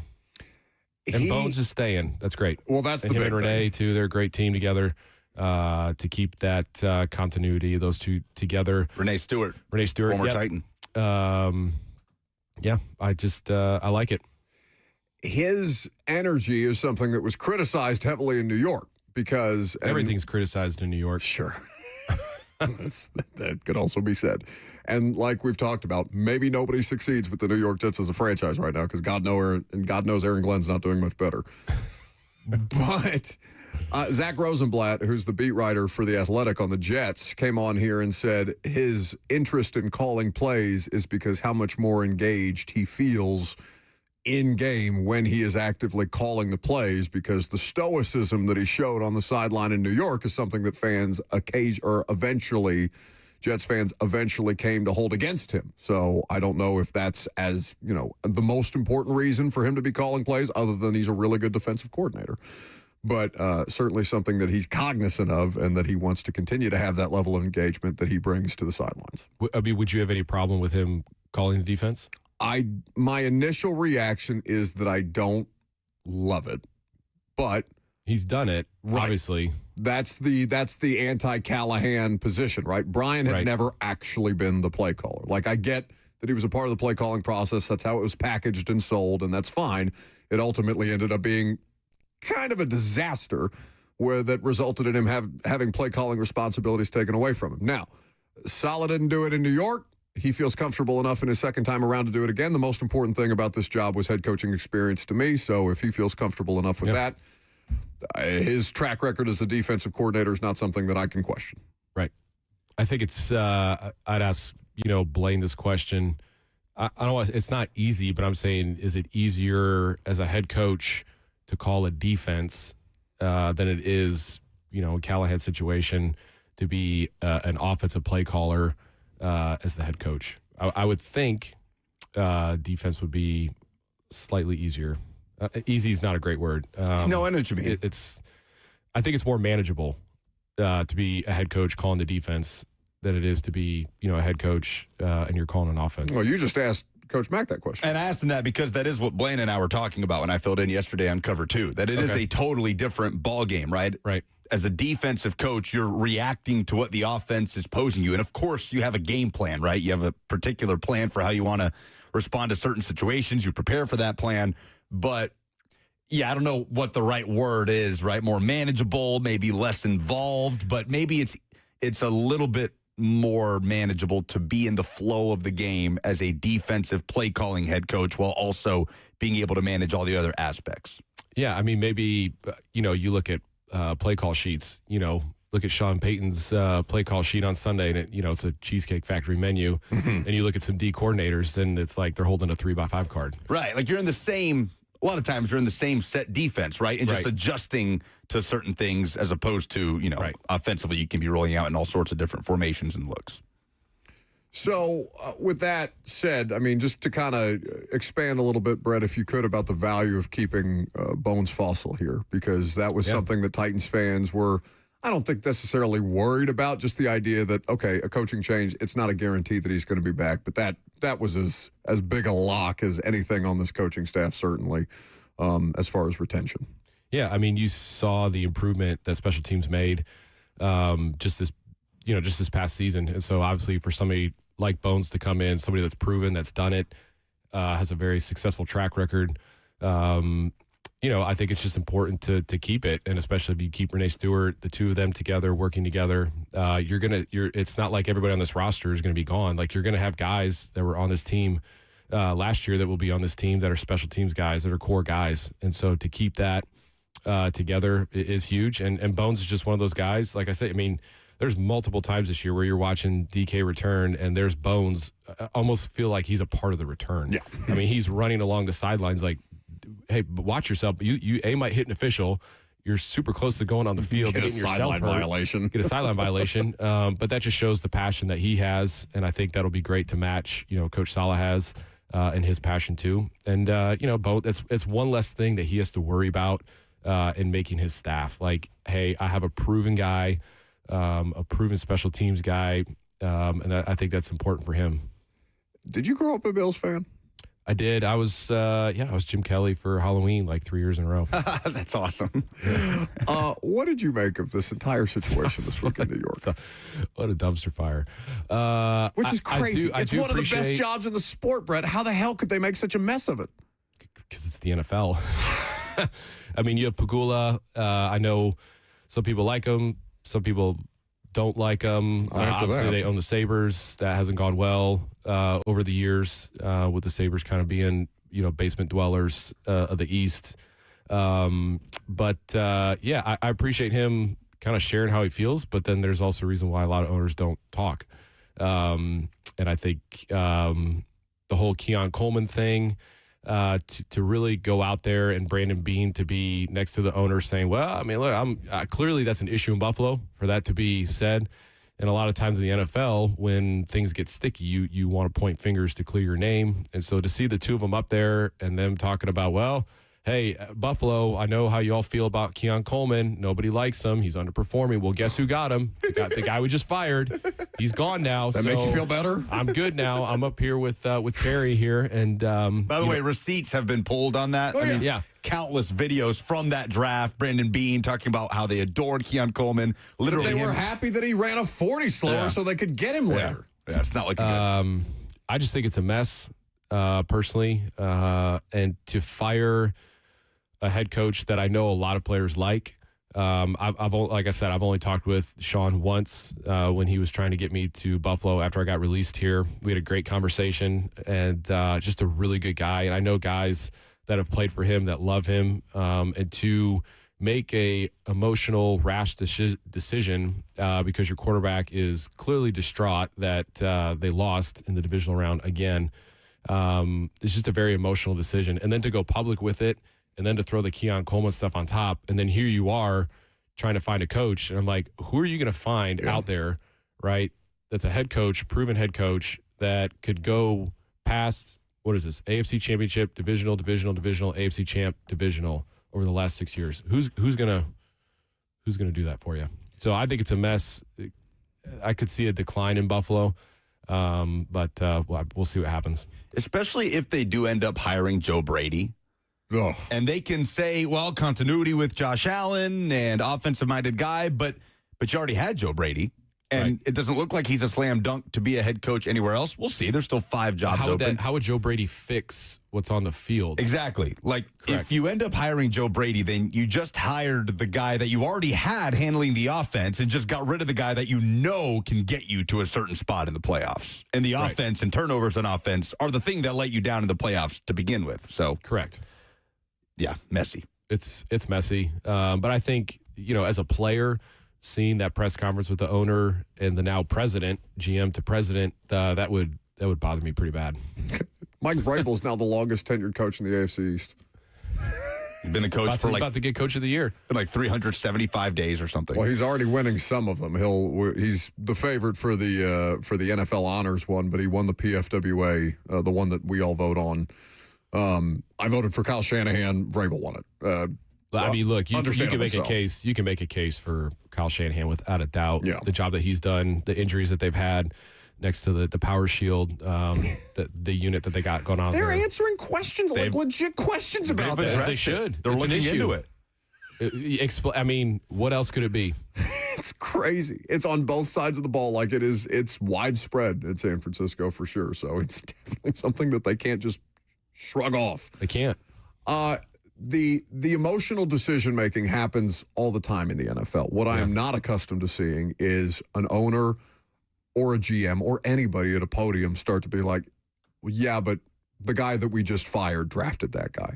That feels like the one line or one of the biggest lines that you organizationally do not cross because of all the unintended or intended effects that it has. Because, I mean, Keon Coleman, I know they need you in Buffalo still because they still have a huge wide receiver problem. So theoretically, the opportunity for him is still there. But how the hell do you walk back into that locker room with any kind of good feeling about your organization when they've just taken you out publicly that way? You can't do that. That's tough. That is really tough to single-handedly get called out, owner, president, and almost kind of being like, well, Sean got fired because – of A, B, and C, and you're B. So congrats, right?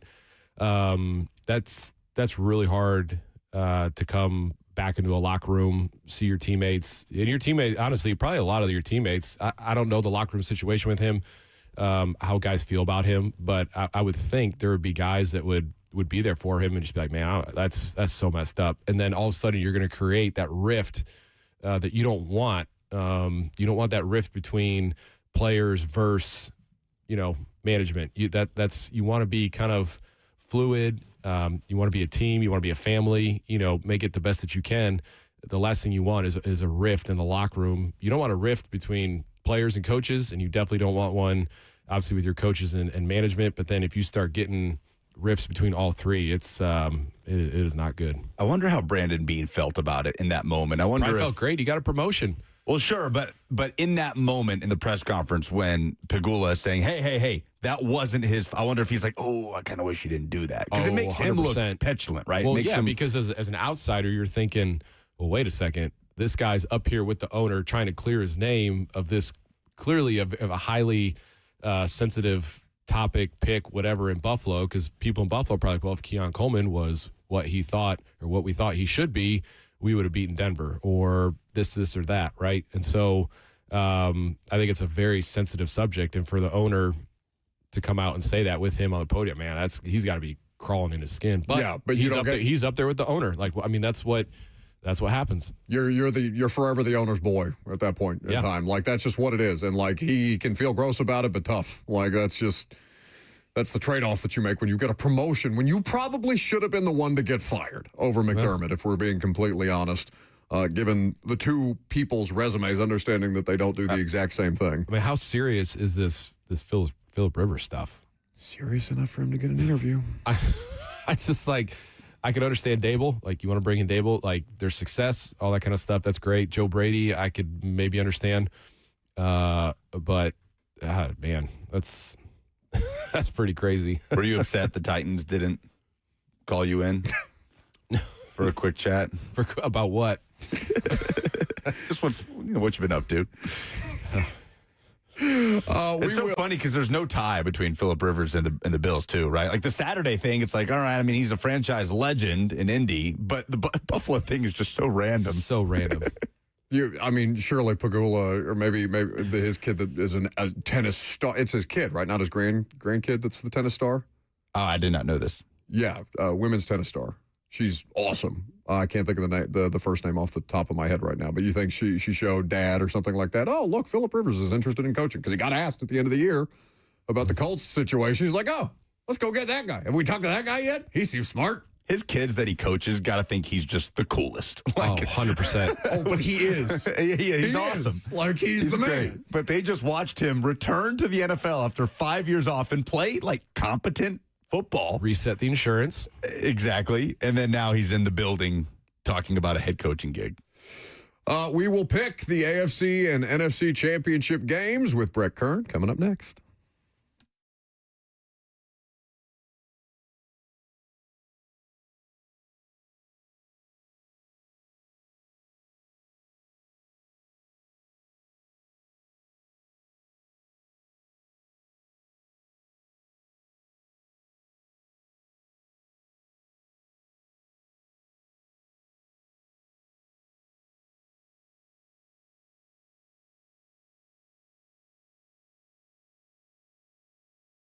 No one wants to deal with a plumbing, HVAC, or electrical emergency, especially right now. With the weather that is forecast for the weekend, you want to make sure that you are prepared, that you are safe, and frankly, that you have an emergency plan involving Hiller Plumbing, Heating, Cooling, and Electrical. Most of the time, you don't know what these issues will cost or if it'll get fixed correctly or if someone is just trying to sell you something. That's when you call Hiller. The price you're told is the price you will actually pay. There's no hidden fees or surprises on your bill. Hiller has been in business for over 35 years and is family-owned and operated. Their techs are professional, experienced, and trustworthy. When they're on their way, you'll receive a photo of the tech and a link to track them in real time. No more wasting time waiting around. 100% satisfaction guaranteed of happy you'll be or the service is free. That is the Happy Hiller promise, so book online now at happyhiller.com.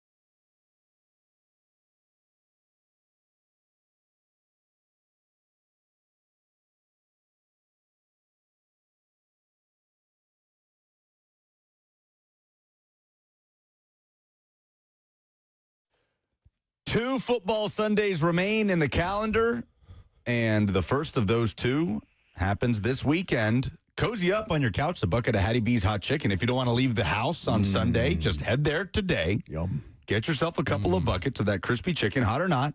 You decide. Throw them in the air fryer. And as the world rains down with ice and snow and exploding trees outside, just enjoy the NFC and AFC Championship games. Exploding trees. You haven't seen this? What are The you talking exploding about? trees? No. This phenomena that when things get very icy and cold, trees just explode? Well, I What? mean, Go Google exploding trees right now. Like, for how much you spend on your phone, how much time you spend, I'm shocked you haven't seen exploding trees at any point in your algorithm. I've All seen a tree explode with lightning. Yeah, that You've makes seen sense. that? Yeah, I almost got struck by lightning in high school out on the golf course. Did you really? We didn't know this. That's crazy. Yeah, I mean, I left the clubs. My buddies and I, we left our clubs under one tree, and we walked about 3 or 4 trees down to stay under another tree. And, yeah, it was just a really bad thunderstorm. Cell came off right off Lake Erie, and, man, boom, hit this tree about 4 trees down from us, snapped it in half. Whoa. Yep, That's insane. pretty cool. A tree may explode when stresses in its trunk increase due to extreme cold, heat, or lightning, causing it to split suddenly. And it looks like it just explodes. So I saw the heat element, and the cold will the water. Well, you got all the weight too of the ice. Yeah. Well, that's just the weight of the branches and things like that. But this is talking about water expanding inside the tree. So any level of moisture in the tree expanding as it freezes, which, according to the CNN article, puts intense pressure on the bark and wood, which sometimes causes it to crack or split apart, producing a loud bang. Mm-hmm. They sound like an explosion. We need Bryce here for this to explain this scientifically. Molecules, all that kind of stuff. He would be much more well-versed than any of us. Like whenever you sit at a campfire and you hear like the popping, that is the water expanding out of the wood. Like, so if you have wetter wood, you'll hear more popping going on. Wow. Robert, ball knower, Robert Walsh. I've set a lot of things on fire. Yeah, that's more likely what it is. Not a scientific approach, just the approach of a pyromaniac. All right, so just stay safe on your couch, away from the exploding trees, with a big bucket of Hattie B's hot chicken as you watch the AFC Championship. Patriots at Broncos. We all know by now Bo Nix is done. A fracture in his ankle means Jarrett Stidham will play quarterback. Former New England Patriot will be the starter on Sunday for the Broncos. Sean Payton said, and I quote, "He's going to rip it, and that'll be our approach." Denver and that dominant defense taking on New England, who are 5.5-point road favorites. That's crazy. In the freezing cold at Mile High Stadium, Brett. Is it going to be cold? It's going to be cold. About 19 degrees from the last I checked. That feels warm up there. Yeah, fair. Well, yeah, Closer I to mean, the you've sun. played in a hell of a lot colder games. I tell you what, Kansas City, Ugh. -4 at kickoff, wind chill. I don't even know what it was. Which time? You've done three different... I feel like Kansas City's been terrible every time in December or January. I maintain that Kansas City has the worst weather of any NFL city once we start to get into it, because it's just flat. Like, that wind will cut through your soul. And I was only outside for like an hour before game. But 2030, whatever it is, they're getting a dome, right? Oh, yeah, when they move it to Kansas. Yeah, move to Kansas. Lame. Yeah. Not as lame as the Bears moving to Gary. That's right, Gary, Indiana. So stupid. Anyway. Jarrett Stidham, last quarterback to make his first start of the season in a conference championship game. Do you guys know when that is? Who's the last quarterback to do that? First start of the season in a conference championship game. Oh, I read the 6 of them that have done this previously yesterday. I can't remember. But in who the was playoffs. Yours was the first start of the season in the playoffs. Not in the conference championship game. Can you say the year? 72. Oh, yeah. Staubach. Oh, yeah. Yep. Roger Staubach. Yeah, pretty amazing. Ball knower Robert Walsh. Yeah, of course he is. But I did read where Stidham, and he's had 4 starts. He's averaged 270 yards through the air. So I do think Sean Payton, grip it, rip it. But I'll expect him to use R.J. Harvey, out of the backfield. Last week he had 5 catches for 46 yards. And Denver's, last week they struggled, with the run with Buffalo. The other 22 carries for 70 yards, and Bo Nix led the way, 12 carries with 29 yards. And so, the question I think for, New England, Drake May, he's been sacked 10 times in the playoffs, 2 interceptions. He's got 6 fumbles, 2 of them lost. And here he's going up against the Denver defense. They had 68 sacks this year, first in the NFL, but they only had 14 takeaways. That's the same amount as the Titans had, bottom third of the league. They had 10 interceptions. They only had 4 forced fumbles. So they've been able to get after the quarterback, get sacks. But I'll be curious to see, how Josh McDaniels, going back to his old stomping grounds where he was head coach, how he's able to kind of neutralize that pass rush. Can they stay ahead of the sticks? So they're obviously in not obvious passing situations. But here's another stat that Robert sent me. But Denver allows 5.8 yards per carry against duo runs, right? So you got your center, your guard, doubling the nose. You can have your guard or your tackle doubling an end. And so New England runs 32%. 32% of the time they're running duo, which is third most in the NFL. But Denver, against all other rushes that are not duo related in that blocking scheme, they give up 3.3 yards per run, which is best in the NFL. So that's a big stat to watch. Buffalo was able to rush for 183 yards against Denver last week. And New England's done a good job. They rushed for 105 against Houston, 146 against the Chargers. And so they've been able to run the ball pretty effectively. So I think that's going to be a huge element to the game. Can Denver stop the run? versus New England. But that 5.5 is a lot. It's a huge line. It's a huge line, and I think Denver can cover that. But Patriots win? I don't know. I mean, I hope they do. I mean, I'm rooting for the Patriots. I'm rooting for that team and Vrabel and that whole staff. But I just think it's going to be a little bit closer. I don't think it's going to be, Bo Nix is out, so this is going to be a blowout. I don't think it's going to go that way. For what it's worth, Harold Landry just got ruled out. Yeah, with the knee injury. Mac Hollins is questionable, and so is Carlton Davis, the corner for New England. Those are important pieces and parts Huge. for Carlton them. Davidson, he's got 2 interceptions, in the playoffs, which is huge. But, those wide receivers after Mac Hollins have really stepped up, though. I mean, Keyshawn Butte had a really nice game. J.K. Dobbins had his practice window opened up for this game, and they have had an appreciably worse rushing attack since he's been out of the lineup. I think that was like early November. Yeah. 29 fewer yards per game on average since Dobbins got hurt. Now, the problem with this is he had foot surgery. When you guys brought Derek back for that game against the Bengals, and Derek ended up having 40 yards. It was not great. Well, especially given the situation where compared to Dobbins' bigger back. But I mean, we were talking about Milton Williams came back and how New England's rush defenses looked. They've in the 2 playoff games, they've 44 rushes against them for 135 yards. They're only giving up 3 yards per carry. Yeah. So I think whoever's back there for Denver, it's going to be tough sledding. And they also have 9 sacks through 2 playoff games. That leads, any NFL playoff team. It's tied with the Texans, but of anybody that's still alive, Milton Williams had 2 of those sacks against Houston. Harold being out is big. He has not had a sack in the playoffs, despite having a nice regular season with 8.5. Bo Nix is so good, and the Broncos' offensive line has been among the best in the league at protecting the quarterback, but Bo Nix is so good at evading those pressures and having that feel. So that feels like a big component of this game. Jarrett Stidham and his ability, whenever they do come through, to evade a Patriots pass rush that has been heating up in the postseason. Broncos to cover Patriots money line. I just think that the better quarterback situation is the side that I'm going to err on. I just can't imagine that stat about them having as few turnovers as they do despite having that many sacks. Like, I would think their forced fumbles numbers would be way better in that situation, but that's just not been the case for them on aggregate. We'll see if Sunday in Denver is any different. Will Campbell has had a really, really hard time with some of these pass rushers in the postseason, the rookie left tackle. I'll be curious to see how Josh dials some things up, against Denver's man coverage and who can get open. I mean, you're talking about, like I said, 10 sacks in the playoffs. Going against a team that had 68 sacks on the year. So quickly before we move on, do you have a rooting interest in this game?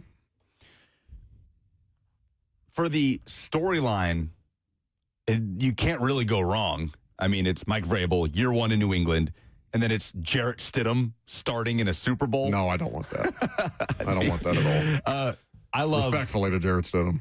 I love chaos, and I want the thing that will just create the ugliest situation and the most unlikely situations. And somehow Jarrett Stidham starting a Super Bowl feels more unlikely than Mike Vrabel taking the Patriots to the Super Bowl in year 1. So I lean towards that, but I'm not terribly convicted either way. Yeah, I just don't want to see Jarrett Stidham. I think the Patriots win, though. I think Vrabel takes advantage of this situation that's been presented to him, as he has all season. They've done a lot of really cool things defensively to switch it up from the regular season to the postseason. Are they still – did the Patriots – they didn't lose a road game, right? No, they were undefeated on the road. They have not lost a single road game all year. Correct. This would be a huge test. All right. Speaking of going on the road, the Rams, if they want to get to the Super Bowl, will have to have done it on the road the whole way as the 5 seed in the NFC. Yep. NFC West rematch, 3rd game. The first one was a 21-19 Rams win in mid-November. Sam Darnold meltdown game, 4 interceptions. Seahawks defense was great, kept them in it, but the Rams got the win. The second game was one of the best games of the year. That Rashid Shaheed punt return, the crazy 2-point conversion play. 38-37, an overtime win for Seattle at home. Darnold had his turnover issues early in that game, but bounced back. And their defense and special teams put them in good position. So they split the regular season series, Brett, and the Seahawks are 2.5-point home favorites against the LA Rams in the NFC Championship. Yeah, it's pretty crazy because if you look at the last 4 times they played, the score is 109 to 107.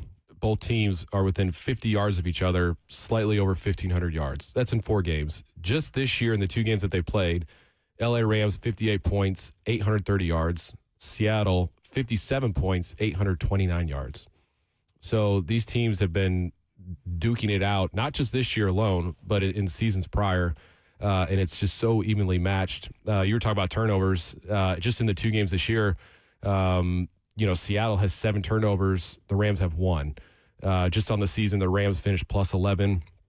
In the turnover margin, Seattle was minus 3. And we talked earlier, previous weeks, about Sam Darnold leading the league, interceptions, fumbles lost. I think he was at 20. But last week against San Francisco, they played a clean game. The only 2 teams that didn't have a turnover last week were the Rams and Seattle. And so clearly you saw Seattle. I think special teams is going to be huge. You looked at that Week 16 matchup. LA's up 30-14, 8 minutes to go in the 4th. Ethan Evans, he's standing on his own goal line, hits a 43-yard punt down the middle to Shaheed. At that point in the game, they had a 2.7% chance to win the game. And the one thing that brought him in was that huge special teams play. Yeah. And Seattle's special teams, they have 5 TDs this year. Shaheed's got 1 punt return, 2 kickoff returns for a touchdown. Horton, earlier in the year, he has one punt return for a touchdown. And then if you guys remember the crazy play in Pittsburgh, that kickoff. Oh, yeah. Where the guy let it go into the end zone and Seattle just went down. And that was a part. And I think at that point, Pittsburgh was winning, and that was the start of the snowball for Pittsburgh. And Seattle obviously took advantage of that and ended up blowing them out. But so I think special teams will be huge. You saw earlier, the Rams, Carolina game, 4th quarter, you need to block that, or you need to protect the punt. Carolina needs to block it. And obviously they do a little 2-by-6 rush. And LA can't protect, and it's a block. And so I think special teams will come down to this. The turnovers too will be huge in this element of this game. So I don't know. I think it's going to be a great game. I think Seattle's playing with a ton of just swag right now, and I think they can win and cover. Rams plus 2.5. Sam Darnold has faced the Rams 4 times going back to 2024. He is 1-3 in those games. He has thrown 6 interceptions, to Brett's point about turnovers, against the Rams just this season. And I don't, the oblique thing didn't really look like it was a problem for him in the last game. Just something to keep an eye on. I think he only, like 12 of 17? He wasn't asked to do much. Yeah, I mean, the special teams touchdown was huge for them early. It put them in an advantageous position from the jump. So to your point, special teams could have a huge impact. But I'm just going to take this thing on face value and say I felt like the Rams are the better team the whole year. I understand that Seattle's defense is better, but Matt Stafford and Sam Darnold, I'm going to take Matt Stafford every time, even on the road. So you say Rams win, you say Seahawks win. Yeah. I think too, the element of, this being their 3rd straight road playoff game. Speaking of experience, for us, having to go to Kansas City for the AFC Championship game, that's a lot compared to when I was in Philly. Obviously we had the first round bye. We're at home against the Giants, at home again against the 49ers. Totally different feeling than having to go on the road, 3 weeks in a row. So, LA is looking to become the 6th team in NFL history to win 3 straight road playoff games. So, obviously, it doesn't happen very often. It wouldn't shock me at all. Honestly, you could flip a coin on who wins this game. But I totally could definitely see LA winning this thing, no problem. Seattle, too. I just think, if anything, I have really no rooting interest. I just want to see a really good game like that. If they could repeat that Week 16 game in overtime, that'd be phenomenal. I do. I want to see Stafford in the Super Bowl. I think he's a Hall of Fame block. If he wins the Super Bowl, he gets the MVP this year. That's a gold jacket. Yeah, I mean, the first one probably put him in anyway, given the statistical success that he's had. And how much like this, as his career has coincided with the evolution of passing in the NFL, like he is going to be looked at as one of the statistically best quarterbacks of all time. But this would certainly lock it in. To the point about turnovers, he hasn't thrown an interception against Seattle this season. He's 5 touchdowns, no picks. I know that second game, Week 16, there was no Devontae Adams too, which is even more remarkable that they racked up what was it here? 581 yards of total offense. LA did, week 16. Well, Zach Charbonnet is out. I'll have a glass of Charbonnet. With the knee injury. He's out. And they've tore been his ACL. Yeah. Which is weird because he was like on the bike afterwards acting like he was going to go back into that game. I mean, they've been one of the best 1-2 punches at running back all year. Kenneth Walker is the 1,000-yard rusher between the two. He's going to play and get a bigger workload. The last team to reach a Super Bowl while having to do it on the road throughout the postseason would be the 2021 Bengals, who obviously did it by winning here as well. And then the last team to win the Super Bowl all the way through, the 2020 Buccaneers with Tom Brady. That's right. And they got to go, and they got to have the Super Bowl. That's true. Home, they did get to technically host the Super Bowl. So I took Bryce to that one, and it was weird because it was COVID. Yeah. And so like half the stadium was full. It looked like it was full because they had cardboard cutouts. So, like, Bryce and I were sitting next to each other, and then there was a cardboard cutout to his left, and there was a cardboard cutout to my right. I thought those things were so weird. It was just creepy. So they weren't like celebrities. They were just random people. Yeah, I mean, I think it was like you could pay like $20 or something like that to have a cardboard cutout of yourself. What a grift by the NFL. Give us $20. We'll put up for to not go to the Super Bowl. Yeah. I think it was like 30,000 seats of just cardboard cutouts. Duh. This is how I know. Easy coin right there. That Brett's a positive guy because he said the stadium was half full and not half empty. That's right. Oh, I'm also Aquarius. Does that mean anything? Oh, yeah. How does that factor in? All three of you guys, water signs. Well, I don't even like water. I don't swim. No, it's just your general disposition. Whatever. Oh, but that water would indicate that, like, I'm supposed to be somebody who goes with the flow. I think my sign may be a little off. I don't think that's true. Look at Rivers. Rivers forge the way they want to go. They change the landscape around. Yeah, and he might be the next coach of the Bills. Don't laugh at that, Joe. Come on. No, you get a pity laugh from Brett Kern. That's not pity. That's a real laugh. That's good. All right, that's a good one. That's a dad joke. Since the Bucks, Jim Wyatt is smiling somewhere. Since the Bucks did technically play the Super Bowl at home, can you guys name the last team to win the Super Bowl without playing in their home stadium the entirety of the postseason? What were the Giants? Oh, the second time? That is not quite the last. The second to last. Yeah, that's close enough. The 2010 Green Bay Packers. Oh, so the only Super Bowl win that Rodgers has. On the road. Did they not win their division that year? They were 10-6. Who would have won the division? That been Chicago? Surely not. Although 2010 would have been Cutler. 2010 would have been Cutler. So maybe. I don't know. Who do the Vikings have? Is that Adrian Peterson? Peterson would have been there. So who's the Florida State quarterback that they basically just... Ponder. Christian Ponder. Yeah. Christian Ponder. That year, the Packers went to Philly, went to Atlanta, went to Chicago, and beat Pittsburgh and Dallas in the Super Bowl. Because they just smacked Atlanta, right? That was a blowout? Yeah, that was a blowout. The other games were close. Yeah. So, all right. Fascinating. Very good. Always good. Brett Kern's stats that Robert Walsh feeds him. Yeah. Always Robert's excellent. got a great website. Anybody wants to go check it out. What is it? BrettKern.com. Right, yeah. He's got a picture of him and his brother fighting each other in a shirt. T-shirt. Yeah, that needs to be on a T-shirt. That needs to be on the shirt. On the shirt. The Mr. Nicer shirt. Is the shirt. What's it called? Mr. Nicer. Mr. Nicer. My dad just thought it was so clever to say Mr. in front of anything, so he had like the paddle that he would whoop us with if we were bad. It was like a cutting board he drilled holes in. Oh. It was called Mr. Meaner. That's great. Mr. Meaner, Mr. Nicer. That's awesome. Do you want to be Mr. Meaner or do you want to meet Mr. Nicer? Which one? Oh, a different time in parenting, I suppose. Anyway. Yes. Thank you, Mr. Kern. Yes. Enjoy your football weekend and stay safe out there in the snow. Yes, we'll see you guys maybe Monday. I don't know. Yeah, wait. Not looking great. We'll play Monday by ear. Sounds great. We may call you. Okay.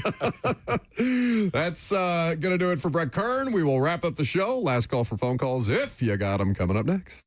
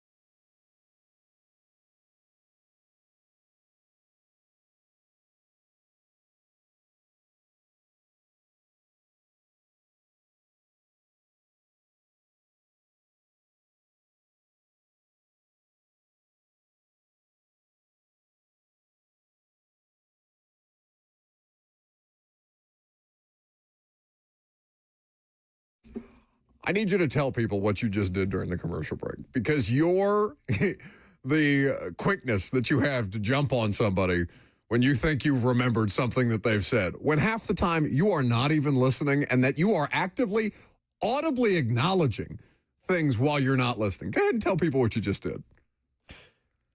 Do what?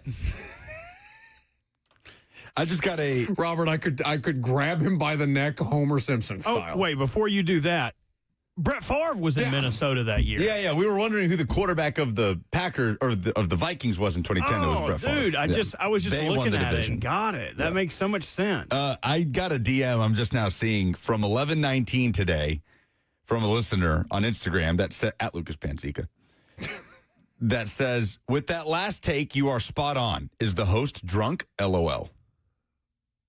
What were we talking about? That could just be a blanket statement. I mean, and if you're talking about Tuesday's show, I probably was. No, it was today. What were we talking about? 11:19. Talking about the college football playoff. No, today. I wasn't here on Tuesday. I was sick. Yeah. So anyway, Lucas, me and Brett were talking about the Brett Favre Minnesota year because somebody in the chat pointed it out. And Lucas audibly and visually acknowledged it with both a head nod and a, oh, yeah, that's right. Because I said, oh, was that Bountygate? And yeah. He kind of grunted at me in acknowledgement. Yeah, that was around when Bountygate happened. It had nothing to do with Brett Favre. To read the chat. Yeah, wasn't Brett Favre the subject of Bountygate? You didn't say, oh, yeah, Brett Favre was the quarterback of the Vikings. You just said 2010. Wasn't that Bountygate? I was like, yeah, it was. Literally read that somebody pointed out Brett Favre was in Minnesota in 2010 and then said, wasn't that the Bountygate season? And you said, yeah. I heard and then the second immediately part. Reread the same message. I heard the second part, not the first part. It's shocking that you heard any of it at all. Anyway. What are the snow day activities going to look like out there? Are we, because Robert, where are you now? Where do you live now? You've recently moved. Yes, I am at 418 Franklinville. Like, what do you mean? People aren't going to show up at your home. You're going to answer the door naked.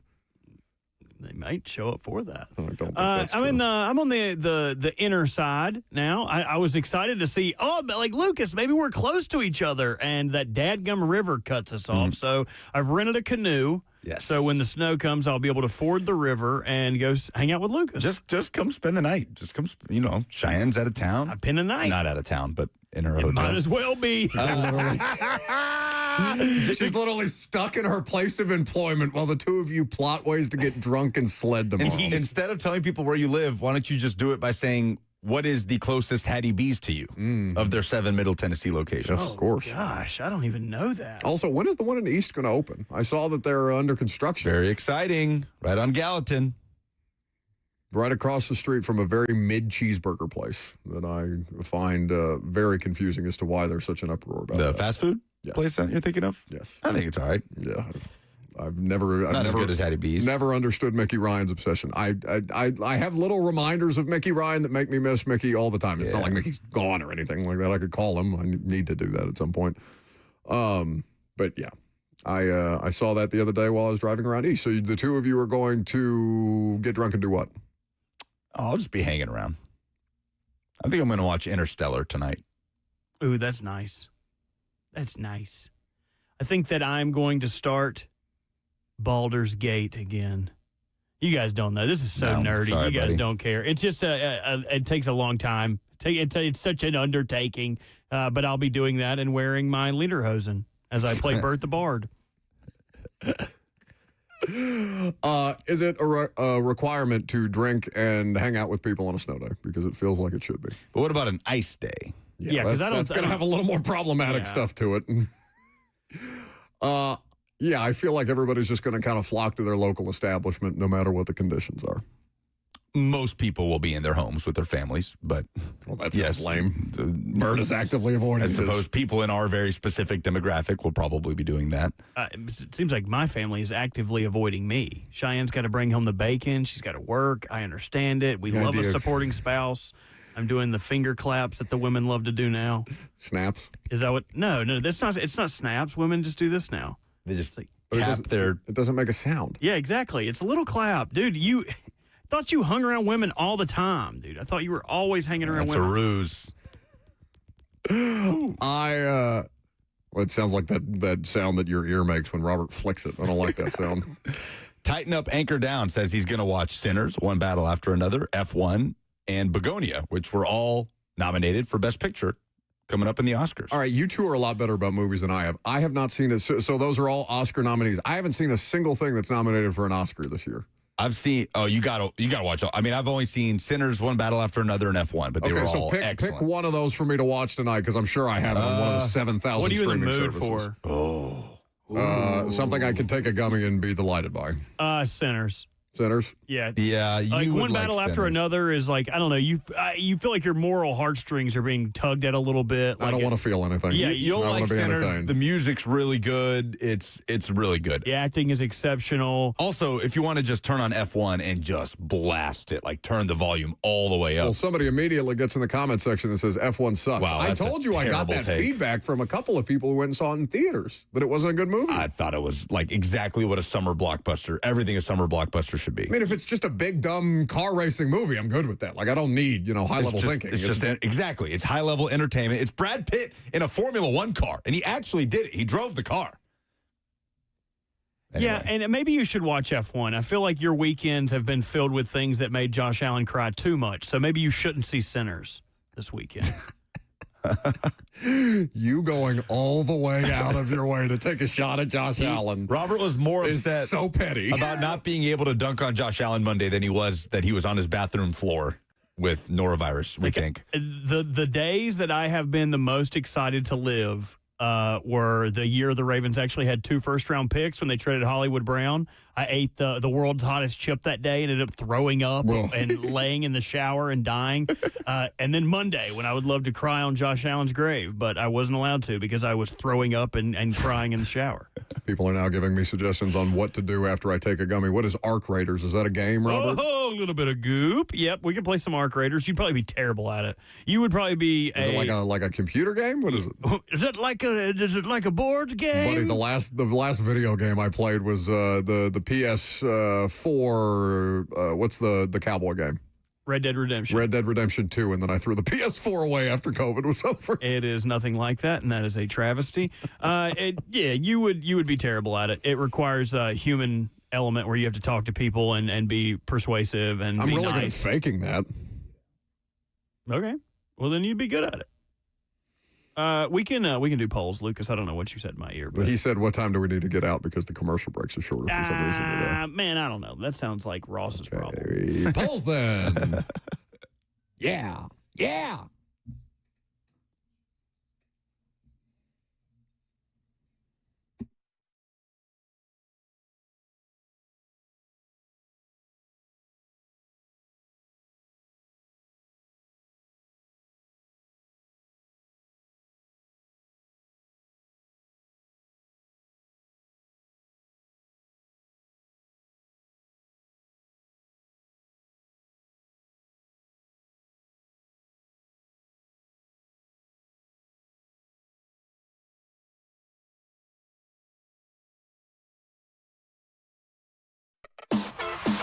Presented by Two Rivers Ford, the South's most trusted Ford dealer. How many more coaches should Robert Saleh retain from Brian Callahan's staff? Jack says none, no more. Nick says Stalker and Bones were the 2 big ones for me. So we know they're keeping Bones as special teams coach, Stalker as tight ends coach, Tony Ogden as corner or defensive backs coach. Odin, excuse me. And Randy Jordan. Yeah. The running backs coach. Why would you not keep Tracy Rocker? I think Tavondre Sweat really likes him. I think Jeff Simmons really likes him. I think Tracy Rocker does a really good job everywhere he goes as a defensive line coach. I think Frank Bush has done an excellent job with Cedric Gray. Again, that's more on Saleh's side of the ball, so I feel like he might be a little more specific there than he might the offensive side of the ball right now. I'd be okay with Bo Hardigree. If he's okay to not be a play caller, and you give Cam Ward some level of continuity with his quarterbacks coach, who he clearly gets along with, I'd be okay with Bo. I understand why Titans fans would probably hem and haw about that, but if he's not the play caller, it's cool with me. I think you wait and see who your offensive coordinator is before starting to commit. They didn't with Randy Jordan. True, at running backs coach. Who will represent the AFC in the Super Bowl? Broncos or Patriots? 70% say Patriots. Yeah, man, it seems almost impossible. This would be Titans fans are praying that the Broncos get in because this would be the Mike Vrabel collapse game of all Mike Vrabel collapse games. I mean, if they lose to Jarrett Stidham, the path is being paved for the Patriots to get to the Super Bowl, and they've been taking advantage of it all year. Easiest regular season schedule in the NFL. Justin Herbert with no tackles in round 1. C.J. Stroud, who seems incapable of hanging onto a football in round 2. And now Jarrett Stidham and the Broncos, they do have to face that nasty defense. Yeah, I think the defense is going to give them problems. It feels like it's going to be a gross game. Who will represent the NFC in the Super Bowl? 64% say the Seahawks. I'm taking the Rams. I just trust Matt Stafford more in a big spot than I do Sam Darnold. Maybe that's not fair analysis because Sam Darnold, just because he hasn't done it doesn't mean he can't. But I feel like that's pretty safe. Seahawks have this team of destiny feel to them. But I'm with you. I'm taking Matt Stafford. Yeah. All right. Those are the polls. Look out for the exploding trees. Stay warm. That's not a thing here, is it? It sounds like in much colder places than here. Stop scaring people with exploding foliage. Appreciate you guys all week long. Like Lucas said, have a safe rest of your weekend. You sticking around? No, going home. Okay. Zach and Blaine next.